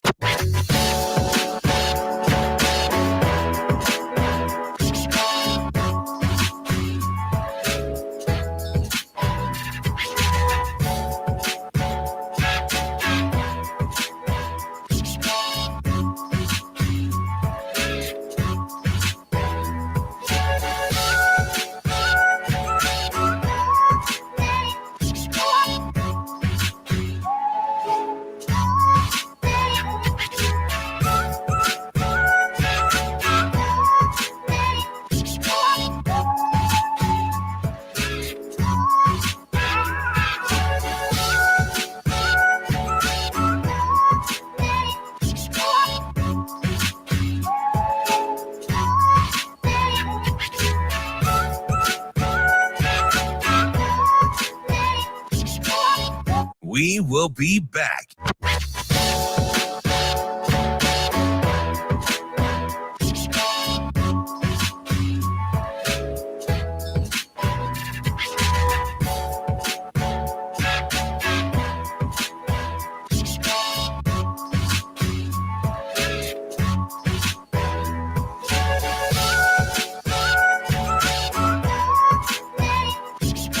We will be back.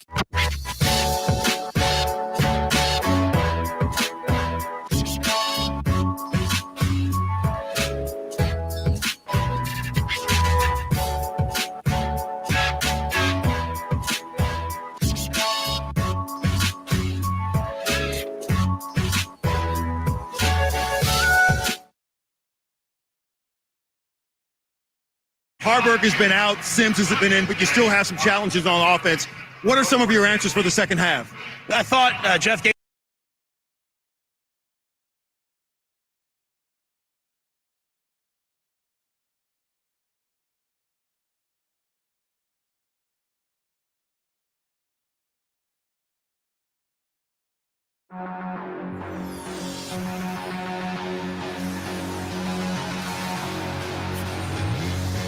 You're listening to Hurrdat Sports Radio. Harburg has been out, Sims has been in, but you still have some challenges on offense. What are some of your answers for the second half? I thought Jeff gave us a spark there. We moved the ball down the field. You know, if it's a different windy day, I might have taken that field goal. Took a chance on 4th and 2. Came right back down, ran the double move. You could tell I was upset. So I think Jeff's doing a nice job. Heinrich went down with an ankle. He's available probably, but it doesn't look like himself. How do you get some pressure on Tagovailoa in the second half? I think it's just about not giving up big plays. I mean, to hold them to 7 points and a half. I mean, that's pretty special. So, but the big plays hurt us there. We are halfway through the show here on a Monday on Hurrdat Sports Radio. I'm Ravi Lulla. Andrew Rogers here with me. And even though we're halfway through our show, you're probably a little bit closer to the start of your day than you are the middle or the end of it. But regardless what part of the day you're in, it's a good time for the Beanery. Give you a little pick-me-up in their 4 great locations, Gretna, Papillion, Ashland, and now they've got one at 168th and Giles as well. They roast their own coffee, locally owned and operated. They've got you covered if you want hot. Like I know my guy Andrew over here is a hot coffee guy. I don't drink iced coffee. I'm an iced coffee guy. Maybe you're not a coffee guy at all. They got some frozen specialty drinks. They got all sorts of stuff as well. Muffins, breakfast sandwiches, whatever you can think of. Even if you're vegan or gluten-free, they got some options for you as well. The Beanery serving people coffee. Great people, too. Terrific. Yeah, absolutely the best. We love our friends over at the Beanery. You know, Sam touched on a ton of good stuff. Like you said, we could have talked to Sam for the entire rest of the show and been perfectly happy about it. Although I am definitely excited to talk to our guys, Jason Cole and Mike DeCourcy, later as well. A little NFL, little college basketball. Sprinkle it in. But man, we haven't even gotten to other parts of the offense, much less the defensive side of the ball. I know you were kind of had some ruminations on the defense as well. Yeah, the defensive line I thought had one of their best games. I thought Nash and Ty really commanded the defensive line. Which only one sack, but I did think they put on a lot of pressure. I thought Shane's boy Omar had a decent game. Omar? Yeah. I like to call him Hit Stick. I call him Omar Hit Stick Brown. Oh, but, I like that. Sometimes, like, the good kind of gets washed away on a day like today. And, I don't want to dive into all bad, but I did have one knock on the defense. Okay. And I'm curious if you noticed it too. Where did the run defense go in the fourth? Yeah, that's fair because they did start getting kind of like 4, 5, 6 yard chunk plays. So before the final 2 Terp drives, Maryland totaled 17 yards collectively amongst 5 people. Yeah. 17 yards on the ground. And then on the final 2 drives, you had one 22-yard run by Talia. Yeah, the longest of the day. And then you had Hemby that just started running as if he was Emmett Johnson for Nebraska. Ended up with almost the exact same numbers. 74 yards. He had 62 yards on the final 2 drives. Yeah. And that's how they marched down the field. I was curious if anybody else could pinpoint where the run defense went in the fourth quarter. Yeah, so honestly, I just thought it was fatigue. And it could have been easily. Yeah. Easily could have been fatigue. When I looked at it, there were guys not quite getting to the ball carrier and meeting them in the same spot you would want them to, ending up having to kind of dive at legs and stuff like that, just a half step behind. It seemed like fewer guys getting to, how they gang tackle a lot and the pursuit's really good when they're fresh.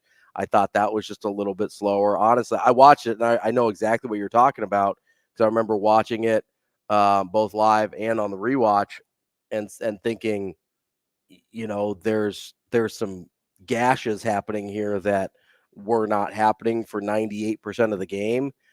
And just looking at it, I just thought it was fatigue. I thought they were just on the field for so long. Maryland ended up with 15 more plays total than Nebraska did, 76-61. But especially with the turnovers in the second half, it really just felt like they ran out of gas. Well, and fatigue could be the word I've been missing to answer that question, because I wondered if a field goal was the result of the previous offensive drive instead of an interception. If you're up 13-10 opposed to 10-10, does that give your defense enough of a boost to disallow the way Maryland ran the football? Maybe. It's hypothetical. I don't know. Nobody will be able to answer that question because Nebraska wasn't put in that situation. But maybe you get the lead, you get a little adrenaline rush. You're like, hey, Tony White goes over there. Evan Cooper, our fiery guy, Coop over there goes over and says, hey, you go out there and you win this game right now. Also, does it change the play calling for Maryland? You're down instead of, let's say they ran the ball both those times on first down where Chuba kind of ad-libbed and on third down where it ends up being a interception. Let's say they run on those 2 plays instead. You're talking another 30 seconds off the clock the first time, probably another 30 seconds off the clock the second time. You're talking instead of, I think they took over with about 3 minutes left. All of a sudden you're taking over maybe sub 2 minutes in terms of how much time you have. Maybe they're not even looking at running the ball quite as much if you're in that situation of, hey, we kind of have a little less time here. We're down. We do have to score. It's not because, listen, I think Maryland might have been okay going to overtime there. I think they were kind of calling the game in a sense. It's like, yeah, we're going to try and score here. But if we go to overtime, not the end of the world because we don't believe this offense is ever going to score. And if you're like, hey, I'm taking Tagovailoa, that confidence. Yeah, you're taking, hey, I'm going to take Tagovailoa and our offense against their defense. Their defense is really good, but the offense is worse than the defense is good. And so I kind of looked at that play calling and I was like, okay, I think they're noticing that Nebraska's fatigued. I think they're also okay taking this thing to overtime because you're just trusting that Nebraska can't score touchdowns there. Yeah, I just felt it was ridiculous watching a Maryland team, at least Hemby, run the football 5 times for no yards against Penn State. Yeah. And then turn that into 74 against Nebraska. But a big point to mention there is frankly, Maryland wasn't beating Penn State. And frankly, having a pretty big, he only got 5 carries, right? And when you're down in a game, you're not going to run the football to eat the clock. So yes, that's another point to add to the mix of things. But all in all, when you look at a total defense what's Nebraska in the rushing category? Third in all of college football in run defense, something like that, something close to that. Third or sixth, something like that. If it does end up being fatigue, then you really have to do some soul searching altogether as a team this week and say, how do we avoid that from happening? Not your defense. I'm saying how do you collectively come together as a group and decide, okay, here's how we're going to be successful. Here's how we can manage the game. Here's how we can control the clock so that even in a time when it's 10-10 and we've turned the ball over 5 times, our defense isn't forced to go out there and outperform their capacity. Yeah, I mean, the easy answer there is you keep the ball more on offense, right? Like Nebraska, it was so bad on Saturday that any Nebraska drive that didn't end in a turnover felt like a victory. Like it felt like a tiny little win every time Nebraska just had to punt the ball as opposed to turning it over and giving it back to Maryland that way. So even if you're in a situation where it's like, hey, not even talking about scoring, I'm talking about getting like 2 first downs. So you take a couple minutes off the clock and give your defense an actual break and maybe flip the field a little bit if Bushini can, actually kick the ball, but whatever. We haven't even gotten into that yet. Any of the, special team stuff, which I thought was better than it was against Michigan State, but everything gets overshadowed by the turnover issue. But yeah, like even just being able to say, hey, we need to give our defense a little bit of a break. Play that complementary football where you're talking about like, hey, we're running the ball well. Let's continue to run the ball well. Let's shorten this game. So yeah, our defense might be on the field way more than our offense, but that's even going to be shorter because we're shortening the game by playing complementary football. Right. Turning the ball over 5 times doesn't complement anything except for losing, and putting yourself in a position to turn it over that many times or just not teaching things in a way where that is a thing that's happening over and over and over again. That to me is what you can do better to help your defense. Well, outside of fatigue, there's another F word I thought about that could have been the cause of what we saw. Uh-oh. And it's frustration.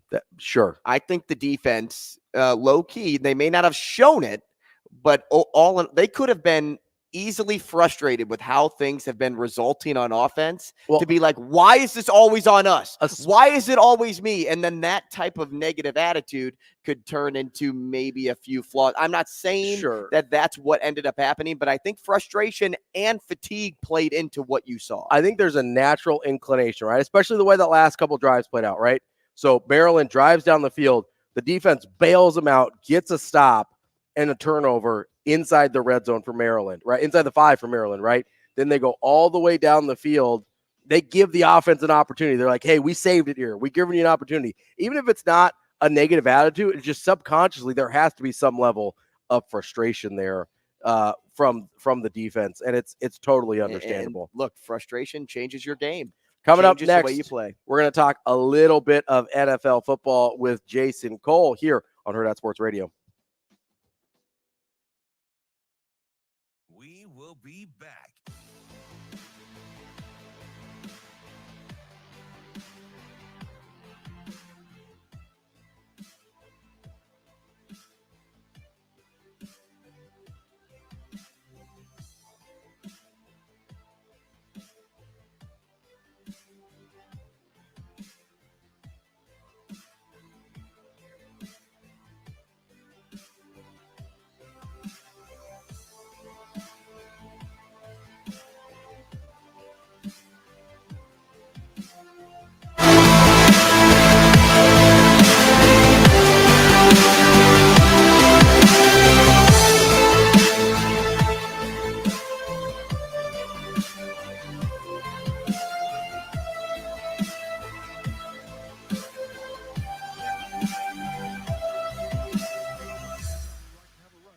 We will be back.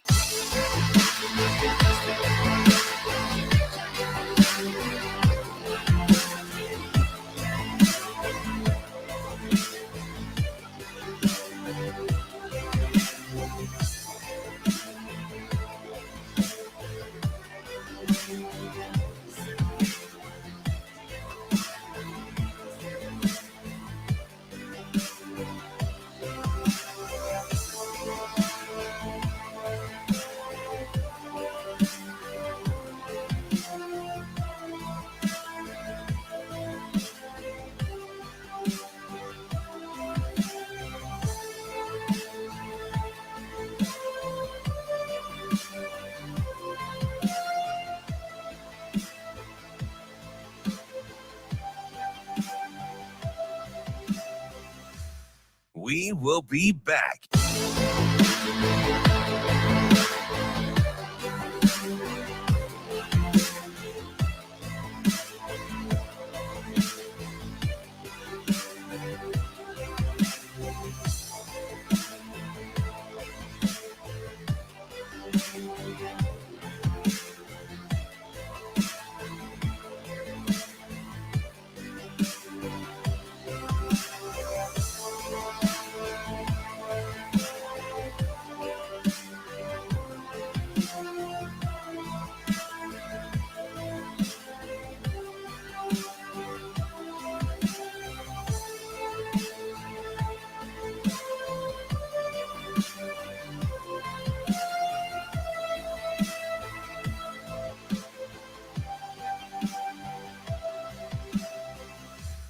We will be back.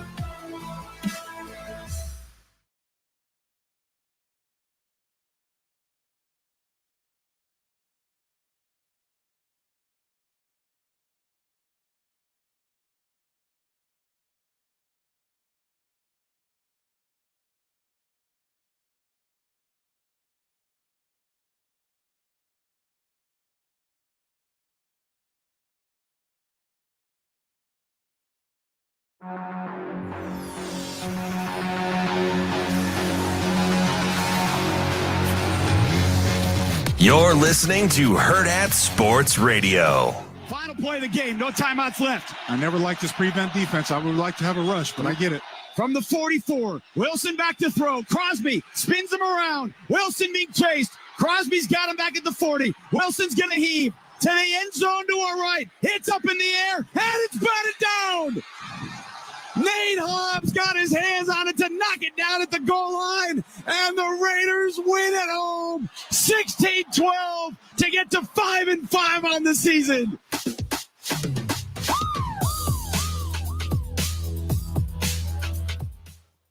Wrapping up hour number 2 here on Hurrdat Sports Radio on a Monday. We're on AM 590, ESPN Omaha, and ESPN Tri-Cities. We are joined now by Jason Cole. He is a prolific NFL author as well as a selector for the Pro Football Hall of Fame. Jason, how are you this morning? I'm fantastic. How are you? We are doing pretty good. Nice to change up a little bit here and talk NFL. We've been dwelling on the disaster that was Nebraska football this weekend, so nice to change tunes a little bit here. I'm a total homer, so I'm going to start with my San Francisco 49ers.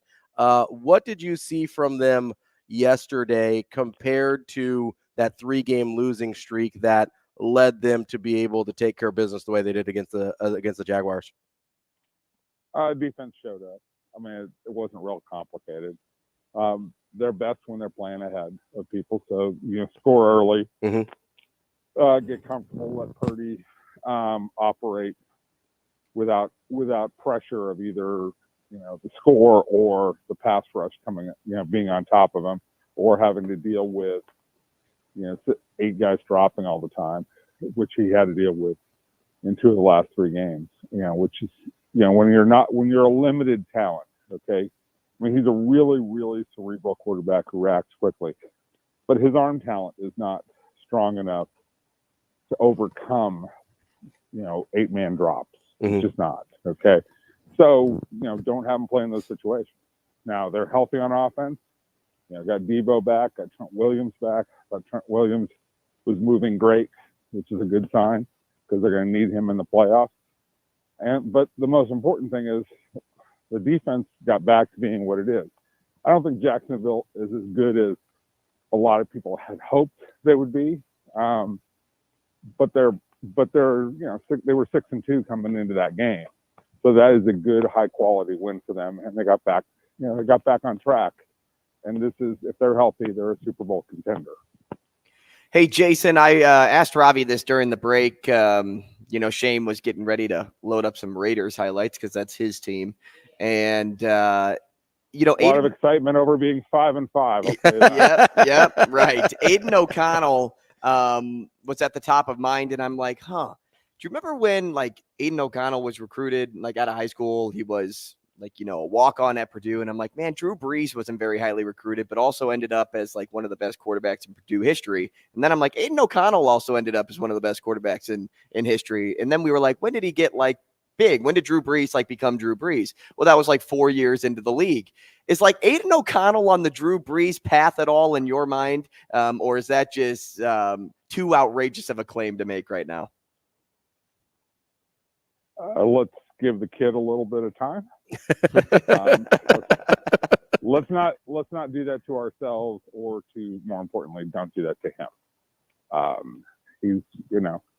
He did some nice things yesterday against a very, very good defense, but he also looked like he was lost a lot of the time.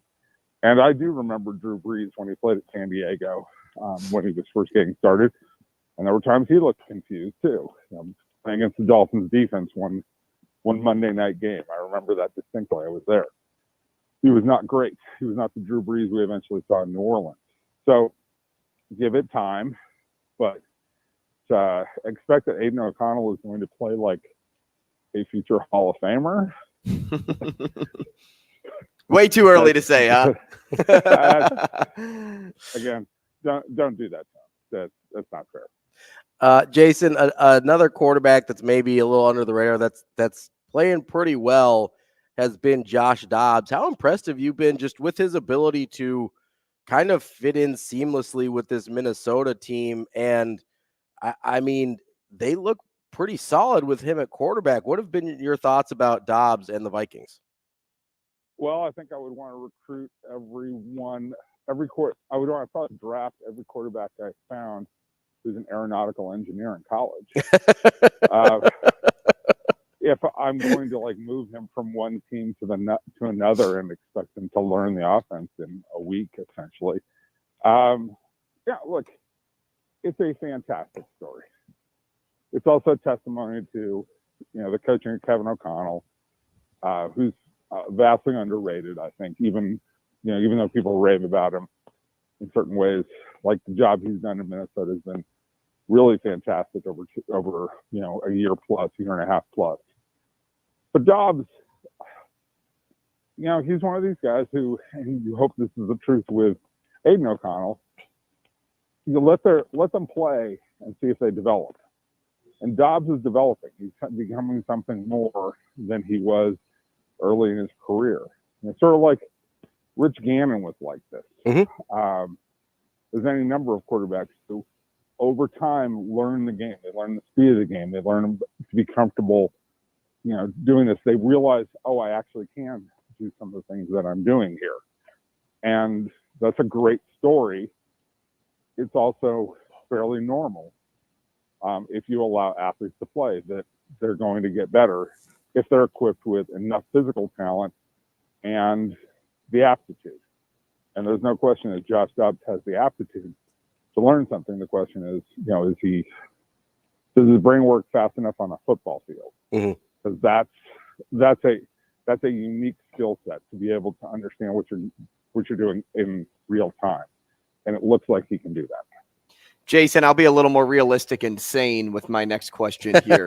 CJ Stroud is a what quarterback in the league for you right now? A top what quarterback for you? Wow. He's probably top 10. Because I'm not sure there are, because we've had a huge drain on quarterback play the last few years. I mean, Brady retired this last offseason. Rodgers isn't playing, right? So if you just line them up, Stroud versus, say, Tua, you'd probably take Tua on experience. But you say the upside is on Stroud, and he looks like being this good this early, he's going to eventually be better than Tua. Stroud versus Josh Allen, Burrow. If you went through it, I think you'd probably find there are probably only 8 to 9 guys that you would say clearly better than Stroud. And even among those 8 or 9, you probably wouldn't find a guy you'd say, Stroud has no chance to be better than that guy long term. That's how good Stroud has been so far, so fast. Jason, how does this thing with Bill Belichick and the Patriots end? Oh, it's going to end badly, just like it ended badly between Brady and Belichick and the Patriots. Divorces in sports are never pleasant. So, it's sad that Bill has just a lousy team. Forget just even Mac Jones and how bad he was yesterday. It's just not a very competitive team. There's, Hunter Henry as a tight end is okay. It's just up and down the roster. I don't want to even go too far into it. You just see it. It's a non-competitive team. Yeah. And that's his creation. I mean, he's in charge of personnel. Now, a quarterback would solve a lot and probably make them a 5-5, a 6-4 team. But there's just no talent there. So to me, Bill, what are you doing? And how fast can you fix this? And how are you going to choose to fix this, given that you're now, 70 years old? Are you going to go the short-term route, or are you going to actually have something of a long-term plan to make sure that this team is good for the next 6 or 7 years? That would be a very hard conversation. And I anticipate that the answers I would hear and the way I would hear it would not line up with me wanting to keep him, despite the fact that he's so close to Don Shula's record. Jason, take away the team in first place in each division. Who's a second place team that you could envision competing for the Lombardi Trophy this year? I say this and then coming off of a loss, but Chargers are the one that you just go, yeah, I can see that. I can see that they have the talent in the quarterback. They just get it together. If the new offensive coordinator can get on the same page with the quarterback fast enough. And I'm not saying that they're not on the same page or there's some dysfunction there. They're just new together, right? And they're trying to figure it out. But they can score. They're better defensively than they show. They have the depth of talent. I expect that a lot of people are going to hope that I say Dallas. But Dallas is just what Dallas is. Right. They always, it's the same story year after year where, they win 2 games in a row and Jerry is making reservations of the Super Bowl city for the entire team, right? They just get so far ahead of themselves every time. Jason Cole, we appreciate you joining us. Great stuff. And hopefully we'll get to talk to you again soon. Anytime. Be good, guys. Thanks. Hey, thanks, Jason. That's Jason Cole. He has written several NFL books, including Elway, A Relentless Life, and he is a selector to the Pro Football Hall of Fame. See, again, that's like just being a Heisman voter, right? That's another one. Yeah. How do you get that job? See, and I think that's more exclusive than Heisman voters, because there's a lot of Heisman voters, I think that's the first one we've talked to that's a Pro Football Hall of Fame selector. Coming up next, we've got Mike DeCourcy talk about college basketball. We will be back.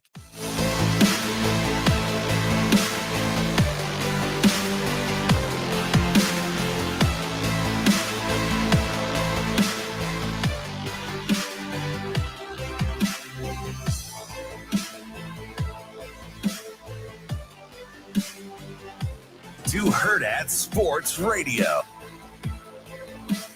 To Hurrdat Sports Radio. Pocket pass, Coleman down the lane, off glass, and in Coleman.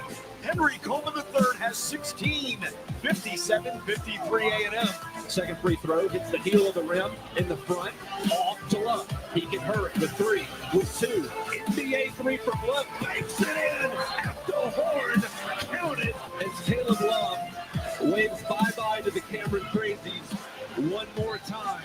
He's going to be responsible for another loss in Cameron as Arizona has come to Durham and knocked off the Blue Devils 78-73.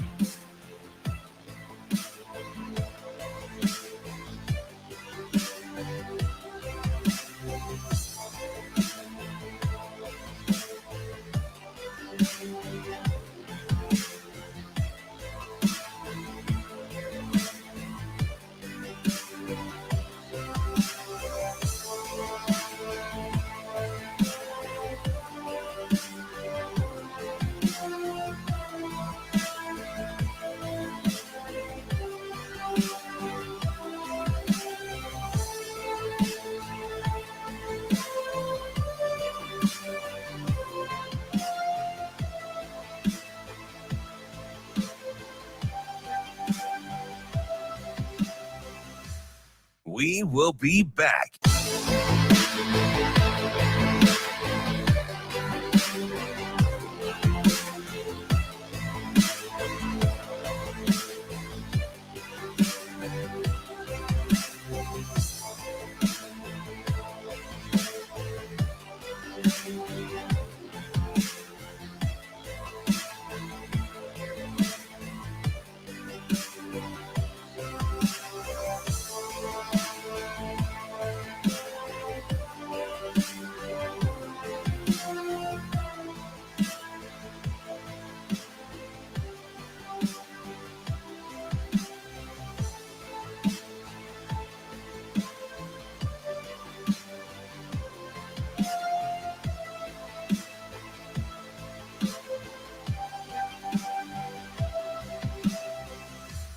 We will be back.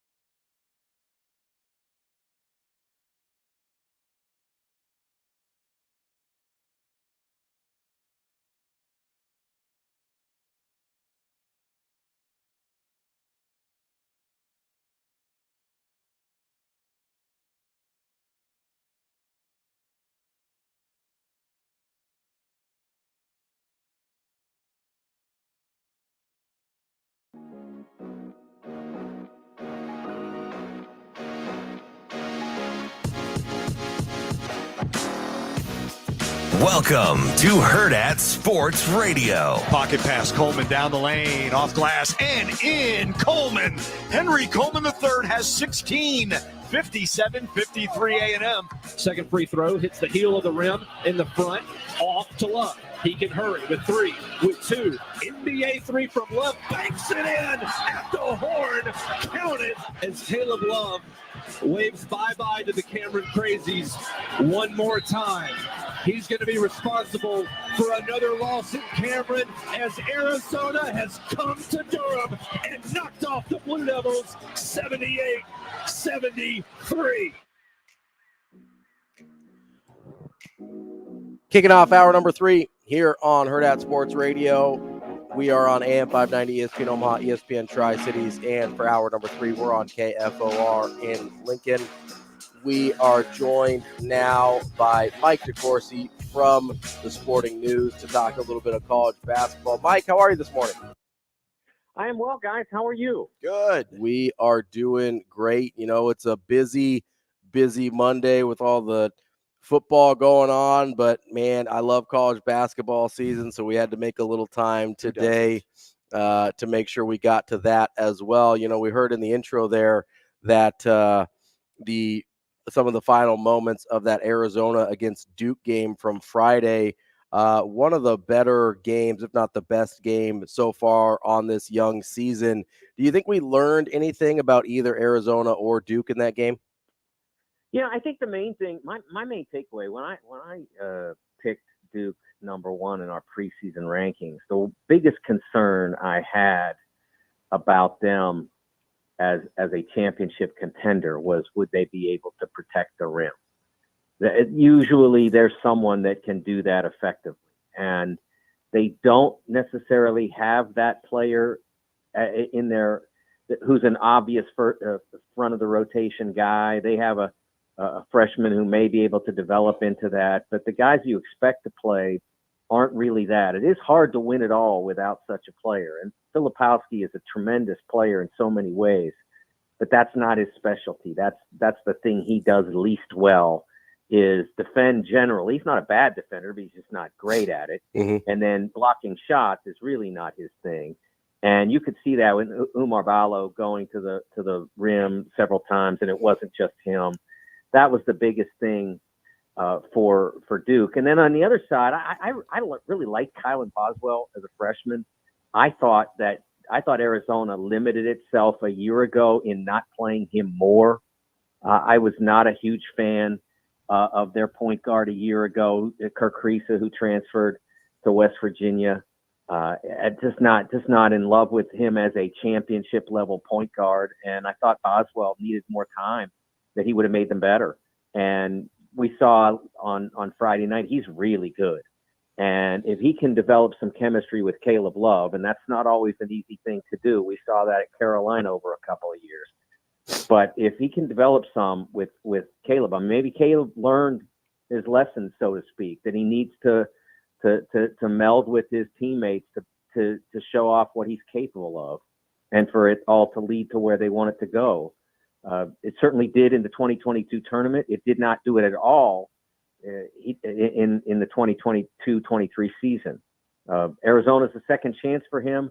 Boswell's a great point guard for him to play with. If that combination works, they're going to be great. Mike, I'm glad you brought up Caleb Love, because I've always had a very, complicated relationship with his game, as I watched him a lot at North Carolina. And you see a guy who's he's not a very efficient offensive player. He tends to turn the ball over quite a bit. I know there's things to like there about his game, but I think if he's one of your best players, like Arizona's asking him to be, that he might limit your ceiling a little bit.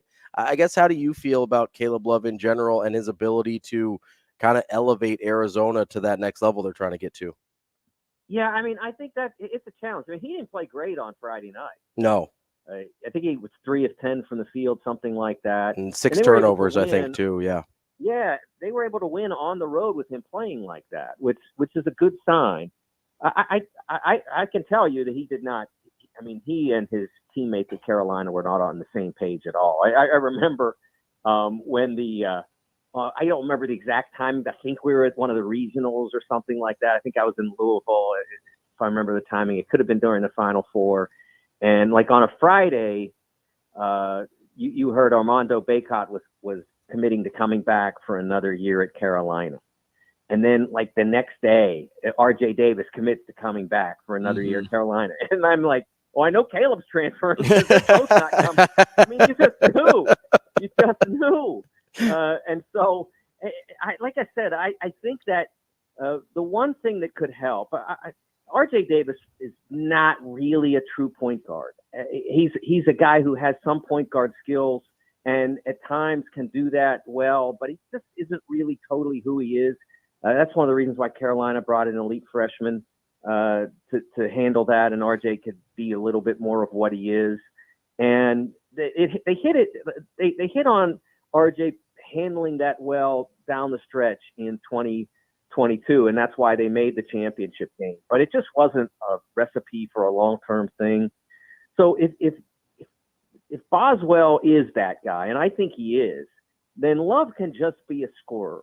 And no scorer is going to have a great night every night. That's just, a shooting guard is just not going to do that. I mean, Keisei Tominaga's working on it when he's out there. He seems to always be good, but it really is a truism that most of the time a guy like that's going to have some tough nights. But what you have to do on those tough nights is those 3 for 10 can't be 3 for 16. And if you do that, you can, and that player continues to do his job defensively and engages with his teammates, then you can still win those games. Michael, I know you are invested in the Big Ten as well. You talked about Duke being a team that may have some early season question marks. I think Maryland could be thrown into that conversation as well. Somebody that was supposed to be established as one of the top maybe 3 or 4 teams in the Big Ten, but have now since lost to Davidson and UAB. What do you make of that team? Yeah, they can't score. It's that simple. I mean, they can't shoot and they can't score. And I really didn't think that was going to be this level of problem for them. They brought in some good freshmen, and specifically Deshaun Harris-Smith, that they were really high on, and they were really excited about. This is not, but when they started talking up Jordan Geronimo, I should have known that maybe they weren't quite where we thought they were, because Jordan's a fine player. But Indiana couldn't get out of him what they needed to get out of him. And so if you're saying that he's going to be a key player for you, then maybe I can't say we, I'm going to take the blame for this. I had them as a top 25 level team. I thought that I know that they're going to defend well, and they have, but they just can't get the ball in the basket at the level they need to. And Julian Reese was not good yesterday. They haven't been able to make perimeter shots. Harris Smith has not been a splash as a freshman. He may yet have a fantastic freshman year, and they may work all this out. I remember they played really well at the start of last year, and then they played UCLA. And I don't think that I remember many games in which a good team got beaten as badly as they did at home by UCLA. And then they played, I think it was Kentucky right after that, and got beaten pretty bad. No, I'm sorry, it was Michigan in the league. They got beaten really badly at Michigan, and one wondered whether they were going to be able to get off that deck, and they did. They battled back. That's a fundamental truth about a Kevin Willard program, is that they are not going to relent. So I wouldn't be at all surprised if they find a way to score at the level necessary for them to be capable and competitive in the conference and fighting for a tournament bid. But I don't know whether they can invent the level of offense necessary to get to where I once thought they could. We're talking with Mike DeCourcy of the Sporting News about college basketball. Hey, Mike, who's the most impressive team you've seen so far this season, whether it's somebody that you've been a little surprised by or just somebody you had high expectations for that has lived up to them? Who have you liked the most in this early season? I think it would be unfair to not say James Madison. They're not going to win the national championship or anything, but they've had the most impressive start to the season of anybody. They won road games at Michigan State, which is a top 5 team, and Kent State, which is expected to win the MAC or predicted to win the MAC, the Mid-American Conference. So I think they've had a tremendous start, and it happened that I picked them to win the Sun Belt, James Madison. And so I had them in my preseason bracket for Fox Sports. And so I got Stephen Bardo, my partner on Big Ten Network, started like talking me up. And I'm like, man, it was just really good luck. I mean, I could have picked another school out of the Sun Belt. But But I think that they were terrific. They shoot the basketball really well. They play with great confidence. And what they did in those 2 wins, it is not easy to get a bid, to get an NCAA tournament bid out of a mid-major league. It's just not anymore. And because if the power conferences play each other and they build up those strong records and they have great teams. And so it's hard to get those bids. But if James Madison can keep it up through the non-conference and then go into the Sun Belt and do really well, I mean, you have to do really well. I don't know, honestly, off the top of my head, whether Sun Belt plays 18 or 20. But if it's 18, it's got to be around 16-2. And if it's 20, it's probably got to be no worse than 17-3. But with those wins on their resume and something like that, they'll have a chance to get it at-large bid if they need it. Michael, looking up and down the top 25, who's one team that you think was snubbed out of a preseason ranking after the opening week and one that was ranked way too high to open the year? Ranked way too high. Well, that's a great question because I generally, when I look at polls, I don't, I really try not to pay that much attention to them. I know people think that's strange for someone who really lives in the world of college basketball. But I do my own rankings for the preseason because we're interested and we're trying to get, when I do that, I'm trying to say, this is who I think is going to make the Final Four. This is who I think is going to win the national championship. And as I said, I picked Duke, even though I knew they had obvious issues. I think that in the end, I think that Southern Cal is a team that we really liked, that a lot of people weren't really as high on as we were. And I think that Kentucky is a team that if they can get healthy, everybody else thought, was trying to place them down. Some people even had them out of their top 25 or, deep in the teens. I still think if they're healthy, that's a team that can win big. People have decided that freshmen can't win now, even though every time there's a good group of freshmen, they do. It's this truism or whatever in college basketball now. You have to be old. Well, look, this is the fundamental truth about freshman teams in college basketball. There's never more than 1 or 2 of them a year. Meanwhile, there are about 80 teams that are trying to win with veterans. And 79 of them don't. So they fail even more often than the freshmen do. It's just, it's become this thing that people can't do the basic math on this. Duke a year ago was a freshman-oriented team, and they won the ACC over lots of veteran teams, including one that brought back just about every player they had off a national championship finalist. It's not magic to have veterans. It's always complicated to build a great basketball team, whether you have all freshmen or all veterans. As I said, there's no magic in having veterans, or Carolina would be the reigning national championship, and they didn't even make the tournament. Good point, Mike. Speaking of a team with veterans, I want to talk to you about our local Creighton Blue Jays here, off to a very solid start, although not against the toughest competition in the world. Just through a couple games, how have you thought they've assimilated in some of the new pieces and dealt with the losses of Nembhard and Kaluma? Yeah, I think from the, at the start, I think that they've done fine. The challenges will be much greater as they go along. But North Dakota State is actually a pretty good team for the Summit League. I think I'm pretty sure they were my selection to win that league, if I remember correctly. But it's a good, solid team. I mean, Stephen Ashworth is going to have to do the job that Nembhard did a year ago. And I think that at the offensive end, I don't have much doubt about this team being really outstanding. The guys they lost, especially Kaluma, added some bite to the defense that they're going to have a difficulty replacing. So 2 things are going to happen. One, Ryan is going to have to be even better defensively than he's been, which I know is hard because he's been one of the best defenders in the country over the last few years. But he's going to have more responsibility for that now, and more responsibility to change games on defense without getting into foul trouble. So that's the first part of it. And the second is their offense is going to have to be even better than it was a year ago. And I know that, again, that's not easy, but they will be even a better shooting team with this group, with Miller out there, with Ashworth out there. They'll be even a better shooting team than they were. They won't penetrate the lane at the level that Nembhard did a year ago, but they'll be able to create open jump shots and knock them down at a high level.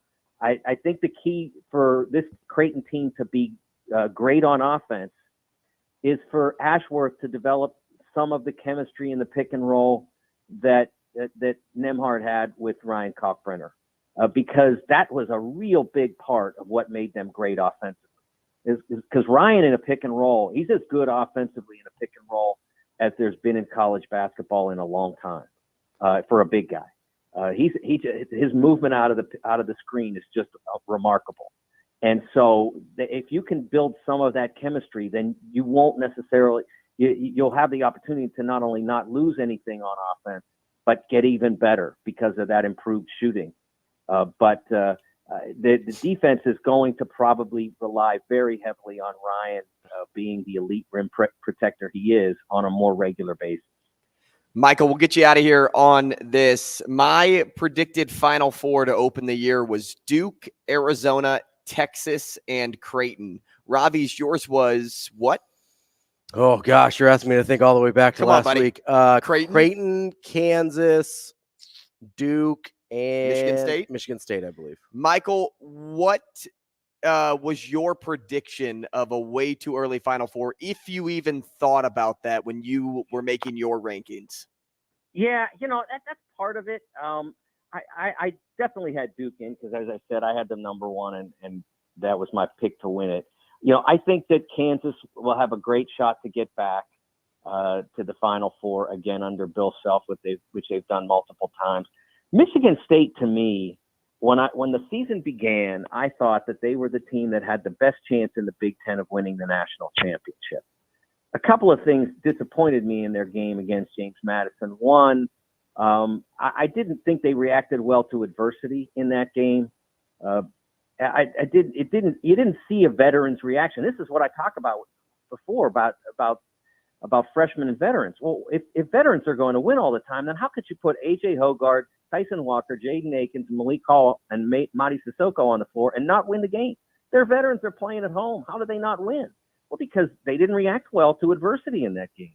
James Madison was much better than they thought, played better than even James Madison ordinarily would on a day. And those guys didn't, except for Walker, didn't react well. So I've always thought that Cone Carr and Xavier Booker need to have big roles on this team. And I think Jeremy Fears, to an extent, does playing the point guard. These are the three top freshmen they have. And after that game, I'm even more convinced that in order for Michigan State to be what I think they can be, that all three of those freshmen have to make a difference for them. They're more dynamic. They have more pure talent than the veterans do. You can't discard the veterans. I mean, A.J. Hoggard is going to be your point guard. Jaden Akins better be your starting wing. You don't want him to regress. And Malik Hall's got to power through what he did that night. He can't have those kinds of games if you're going to make the Final Four. But I still think that that's possible and that those things can happen. But Tom's got to see that that if you're going to bring in guys like those three, you want to bring them along at their pace, right? But eventually they have to be a huge part of what this team is in order for it to be super successful. That's Mike DeCourcy from the Sporting News. Mike, we appreciate your time. I'm sure we'll catch up with you again later in the year. All right, guys, enjoy the Gavitt games tonight and the Champions Classic tomorrow night, and we'll look forward to talking to you again soon. Thanks, Mike. Thank you, Mike. That's our friend Mike DeCourcy from the Sporting News. Really good stuff there on. Why not be proper, Michael? Michael, whatever. Mike. Just trying to, trying to be friendly. Really appreciate Mike and his insight on college basketball.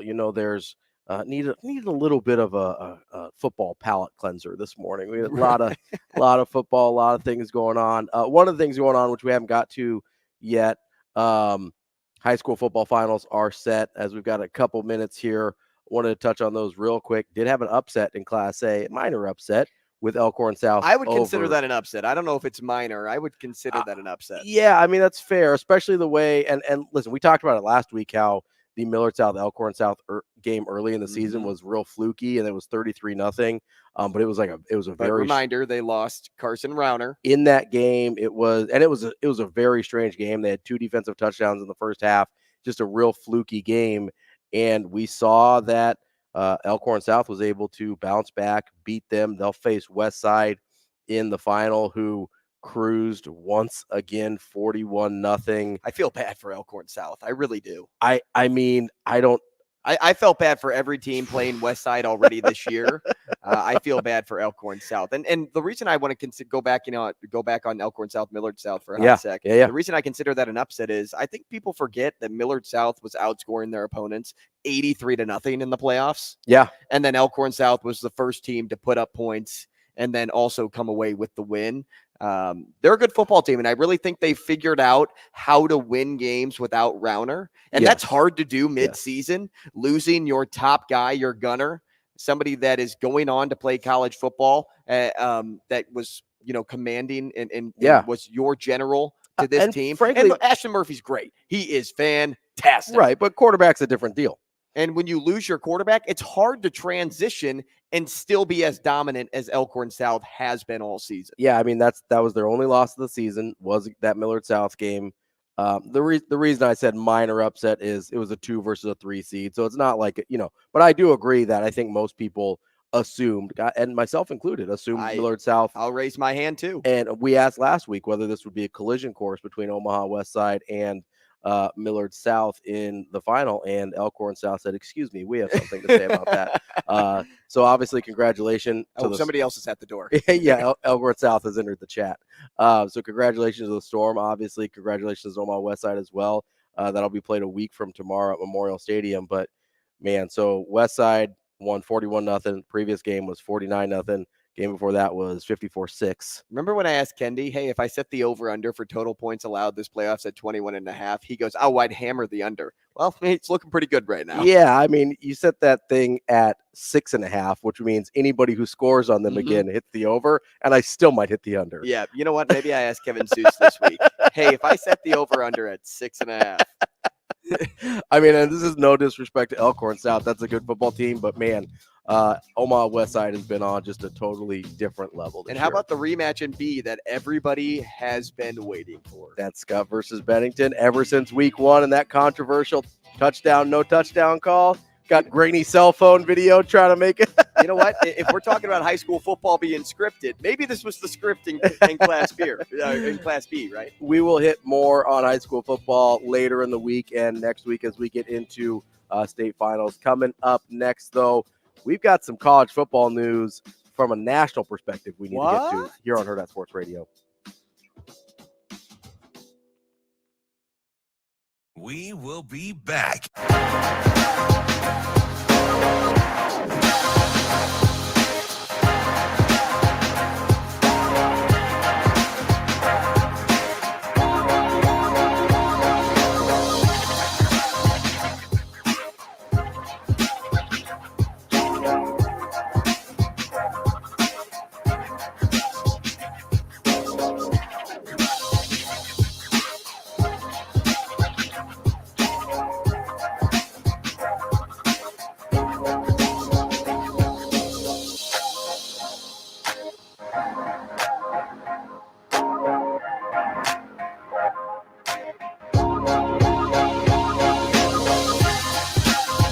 We will Here be we go. back. One play, 2-point. Duke trying to tie to get it to a third overtime. Loftus out of the shotgun, throws to the end zone. Incomplete! Incomplete! The bell belongs to us! Carolina wins it! 47-45 in double overtime. Snap good, hold down. Kick is up, and it is good! Gino Garcia has kicked the ball through the uprights to give the Red Raiders a 3-point lead with 3 seconds to play. Kick is up, and the kick is good. 4-game losing streak is over, and the Terrapins are bowl eligible for the third consecutive year. To Hurrdat Sports Radio. Here we go, one play, two. We will be back.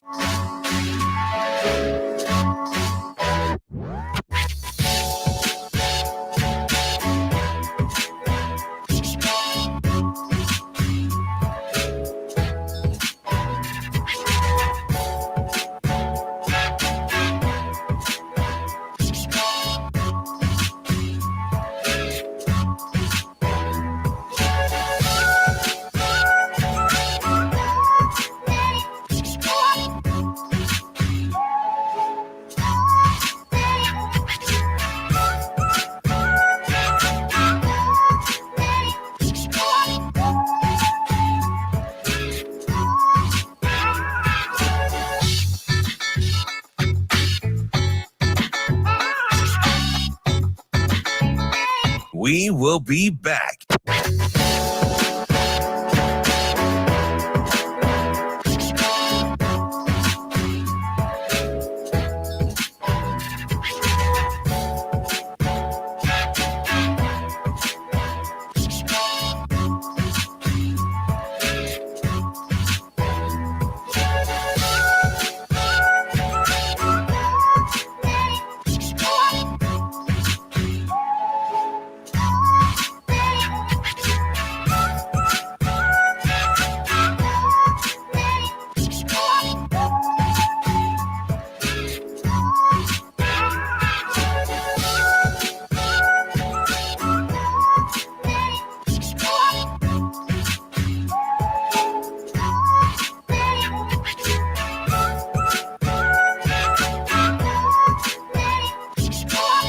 We will be back.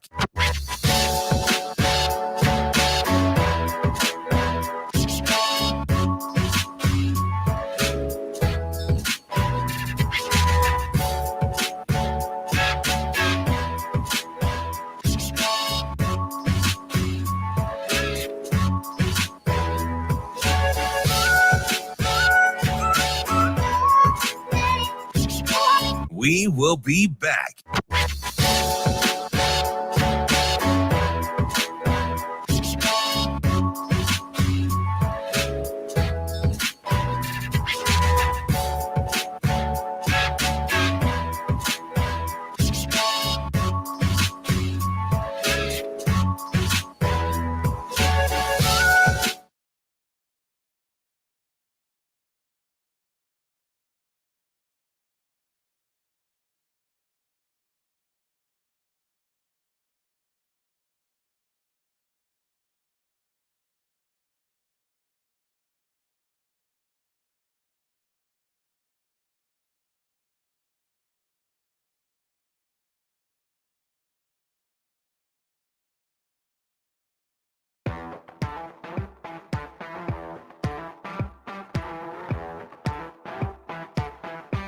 Welcome to Hurrdat Sports Radio. Here we go, one play, 2-point. Duke trying to tie to get it to a third overtime.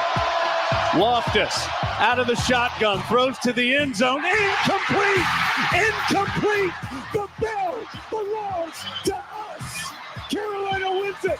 47-45 in double overtime.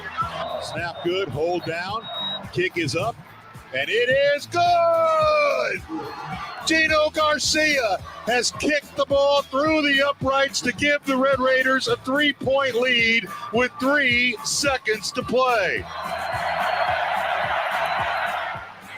Kick is up, and the kick is good. 4-game losing streak is over, and the Terrapins are bowl eligible for the third consecutive year. Really didn't need to play that last one, Shane. Yeah, thanks, Shane. I feel like you've personally injured me. I might have to call our friends over at Dyer Law because they are the ones that can handle your personal injury issues no matter what you're dealing with. You can count on them. The Dyer Law team has you covered. You can give them a call, 402-393-7529, or visit dyer.law to chat with trusted professionals about your personal injury claim. I'm going to be visiting dyer.law after the show to complain about Shane. It's emotional damage, Shane. You don't need to do that. All right? You know what? Ravi and I are taking the day off tomorrow. We know what happened. You don't have to do that. I'm sorry. You don't I'm have so sorry. Listen, leave. So I don't think you're sorry. I think that is not a genuine apology. We're just sorry about that. We're gonna turn Shane's mic off for the rest of the show. We don't have that ability. No, we can't even turn our own mics on and off. We have 0 buttons up here. I can Shane change holds all the power. I can literally only change the volume on my headset. That's all I can do.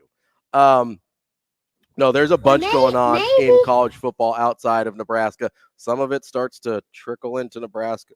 We'll get to that in a second. But yesterday, reports started coming out, and then finally last night, it appeared to be confirmed that Jimbo Fisher is out at Texas A&M with, I believe, the largest buyout, because Mel Tucker's isn't going to count since they fired him for cause. Now that's going to be in court, but they're not even pretending to fire Jimbo Fisher for cause. I think it's the largest buyout in history. Yeah, it's hard to do when Jimbo had so much success at the university leading up to that extension that he got in 21? It was right after the 2020 season, I believe, because that's when they did really well. And you can't argue that he completely gave up on the program like he did at Florida State, because why? Well, they had the top recruiting class in 2022. So it wasn't like Jimbo wasn't doing his job in a certain department. Yeah. The results just weren't coming in Texas A&M's eyes the way that they should have. Well, and listen, okay, the results that he's experienced at Texas A&M have been, outside of 2020, incredibly lackluster, okay? And here's the thing that I need people to remember also. He went downhill dramatically at the end of the Florida State tenure. He was mailing it in. He had fights with the administration. Him and the AD got into a who's the bigger man contest, and he ended up getting the Texas A&M offer. He bolts for Texas A&M after missing a bowl game with Florida State. After all of the things they went to, their bowl streak ended with him at 2017. They went 5-6. Now he goes to Texas A&M. They're okay. They're 9-4. That's okay. That's not great. They were 8-5. That's not a Texas A&M SEC team. Not for what they're paying. That's what I was going to get to. They're paying for a national title contending coach. They're paying for 2012, 2013, 2014. You're paying for double-digit wins. You're paying for 12-2, 14-0, 13-1, Orange Bowl, BCS title, Rose Bowl. That's what you're paying for with what they paid to lure Jimbo Fisher away from Florida State. And they got 9-4, 8-5. They did go 9-1 in 2020. But as we've seen, as we're a few years removed, so many of those 2020 results look like total outliers. I mean, Indiana's a good example. There's teams that have only been bad one year, and it was 2020. Michigan's a good example. That was their worst year, was in 2020. Now that was Michigan, the year that they talked about firing Harbaugh, and then all of a sudden they got really good somehow. Got some other stuff going on. How did Michigan get so good since 2020, Shane? Yeah, just really good. How did they get where Texas A&M wanted to be since 2020? Maybe Texas A&M should have scouted a little bit better. But so he was. No, they need a manifesto. Ridiculous. Outside of that year, they fall back to 8-4 in 2021 when they had really high expectations. They miss a bowl game last year, going 5-7, and now they're 6-4.